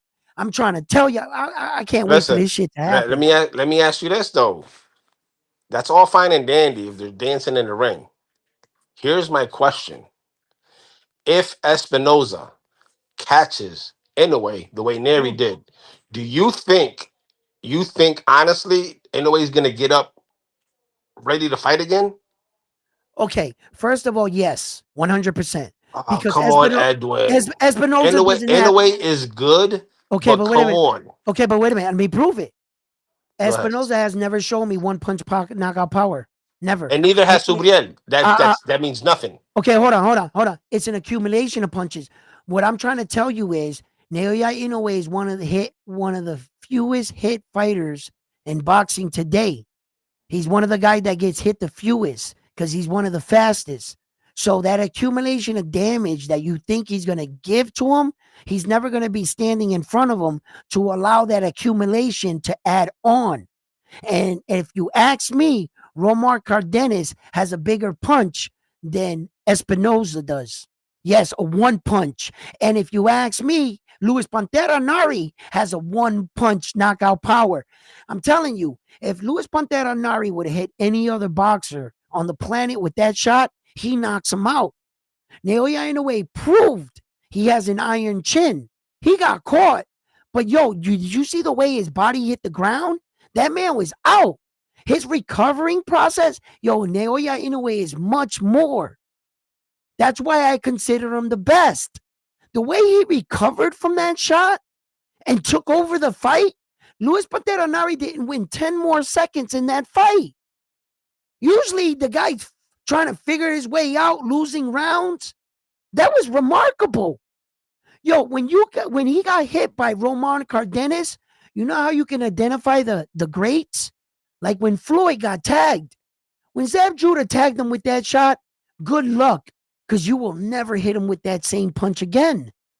His understanding of boxing, what he did wrong in the moment, and making an adjustment so that you never hit him like that again. Well, Jose's got a point. He said you can tell Inoue is feeling those power punches lately. You can tell by the way he fought MJ. Yes. And he got dropped doing dumb shit coming in on the inside. His father's trying to tell him, son, this is your 5th weight division. You are not a robot. Okay? You came from 108. These guys can crack in a way. I know you're a killer.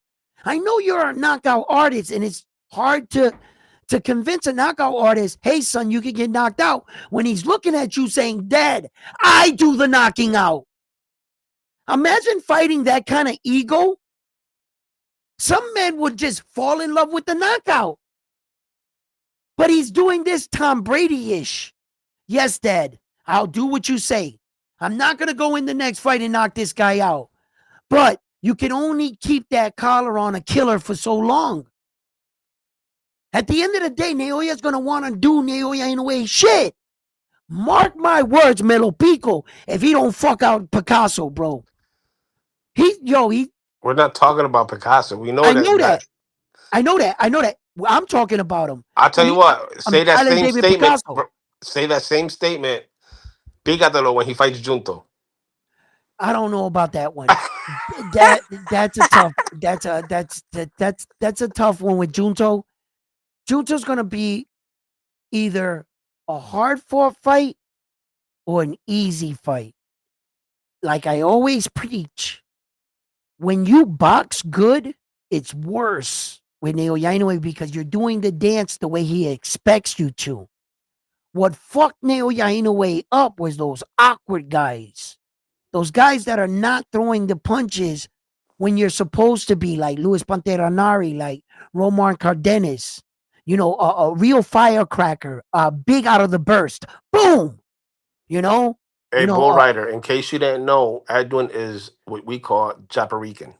What? What are you talking about? What are you talking about? He's a Japarican. Huh? No, I'm not. What are you talking about? I mean, oh my God, you got to listen. I wrote them. I want to see if they'll accept me. You know what I'm saying? Yo, listen. Nah, brother. I'm fair. I'm big on equality, and since I want to preach for my Puerto Rican fighters, I've always talked about, let's give them, let's talk our guys up, and let's give our guys. But my purity for being a warrior, that's unmatched by anything. At the end of the day, I don't care what skin color you are, where you come from, what nationality you are. If I fucking cut you, do you bleed? We're the same. Are you So the best at what you do? That's all I Flex want to know. Flex That's got two it. messages. He said, LOL, Junto's going to bear Inoue. Strong southpaw. Yeah, There's no right. boxer today that fights like Subriel. Pressure, break hands. Then he goes to say, Maloney brothers lose all their big fights. LOL. Yeah, yeah. Junto folded one of the Maloneys. And Yo, again, I like crazy fact. Inoue, but he's beatable. Check it out. Crazy fact. Fun fact. 2 Japanese champions got knockout of the year on a set of twin brothers. Both brothers from Australia were on the losing end of the knockout by 2 separate Japanese fighters, and they both got honor or knockout of the year by knocking out one twin, and the other one got it by knocking out the other twin. That's crazy. Like Naoya Inoue knocked out the older brother, got the award that year for knockout of the year. Junto got the award for the knockout of the year for knocking out the other Maloney brother. And they're twins, identical twins. And both twins go in the record books for being on the losing end of that. Twins getting knocked out. And fucking crazy. But look, the reason why I think that Naoya Inoue is gonna beat Junto, the only reason is because I gotta acknowledge what boxing is. Levels, skills. And Naoya Inoue is just a few more levels and skill levels above Junto. Junto does a lot of good shit. But I want to remind you, don't be a prisoner in the moment. Just because you see him in the now, Junto, and you're like, oh, this young dude, he looks big, good, blah. There's certain things that Naoya Inoue understands about fighting. Some of these guys don't understand yet. There's going to be situations in the ring that I don't think that Junto has ever, or any fighter has ever put him in these kind of situations. Naoya Inoue has been battle tested. He proved he can be knocked down and come back not once but twice in a fight. Junto's never been there. He would have to experience that. So when you're talking about all these fighting experience in situations, I have to go with Naoya Inoue in this fight. Edwin, I'm about to Until you slide beat out of him, here. I'll be in the chat though. yeah, until you beat him, nah, I don't think so. Yeah, but I'm about to cut this live stream anyway. We've been on for a mad long time, but I love that you guys talk your truth here at Route One Sports Talk. Talk your truth. We can have discussions. We might not agree, but this is a safe boxing platform where you can come and speak your truth and talk about the fighters that you love. And we could always talk boxing here at Route One Sports Talk. I hope I made it entertaining for you. Give me that thumbs up. Can you give me a thumbs up on that one? And just know that you can come here. And a lot of things were said here on Round One Sports Talk today. Note that, the freedom of speech is free for everyone. You have the right to say what you want. All right. I don't disrespect, and I mean no disrespect to no one. I pick and choose my battles correctly. And it's all love on my end. I get enough scrutiny from enough places, and I just hope that other people can take it like they dish it too. You know what I'm saying? So to my 2 guests, I'm glad they were able to put their differences aside and stuff and talk things out. And I don't promote violence, but I talk about a violent sport, but in a competitive and pro setting. So fight fans, thank you for tuning in. Like I said, if you haven't already, subscribe to the Round One Sports Talk show. The champ is here. The champ is here. You see him. The champ is here. Fight fans, Thank you for tuning in. Thank you for everything. I'm always your host, Edwin, where the war fights start. Round one.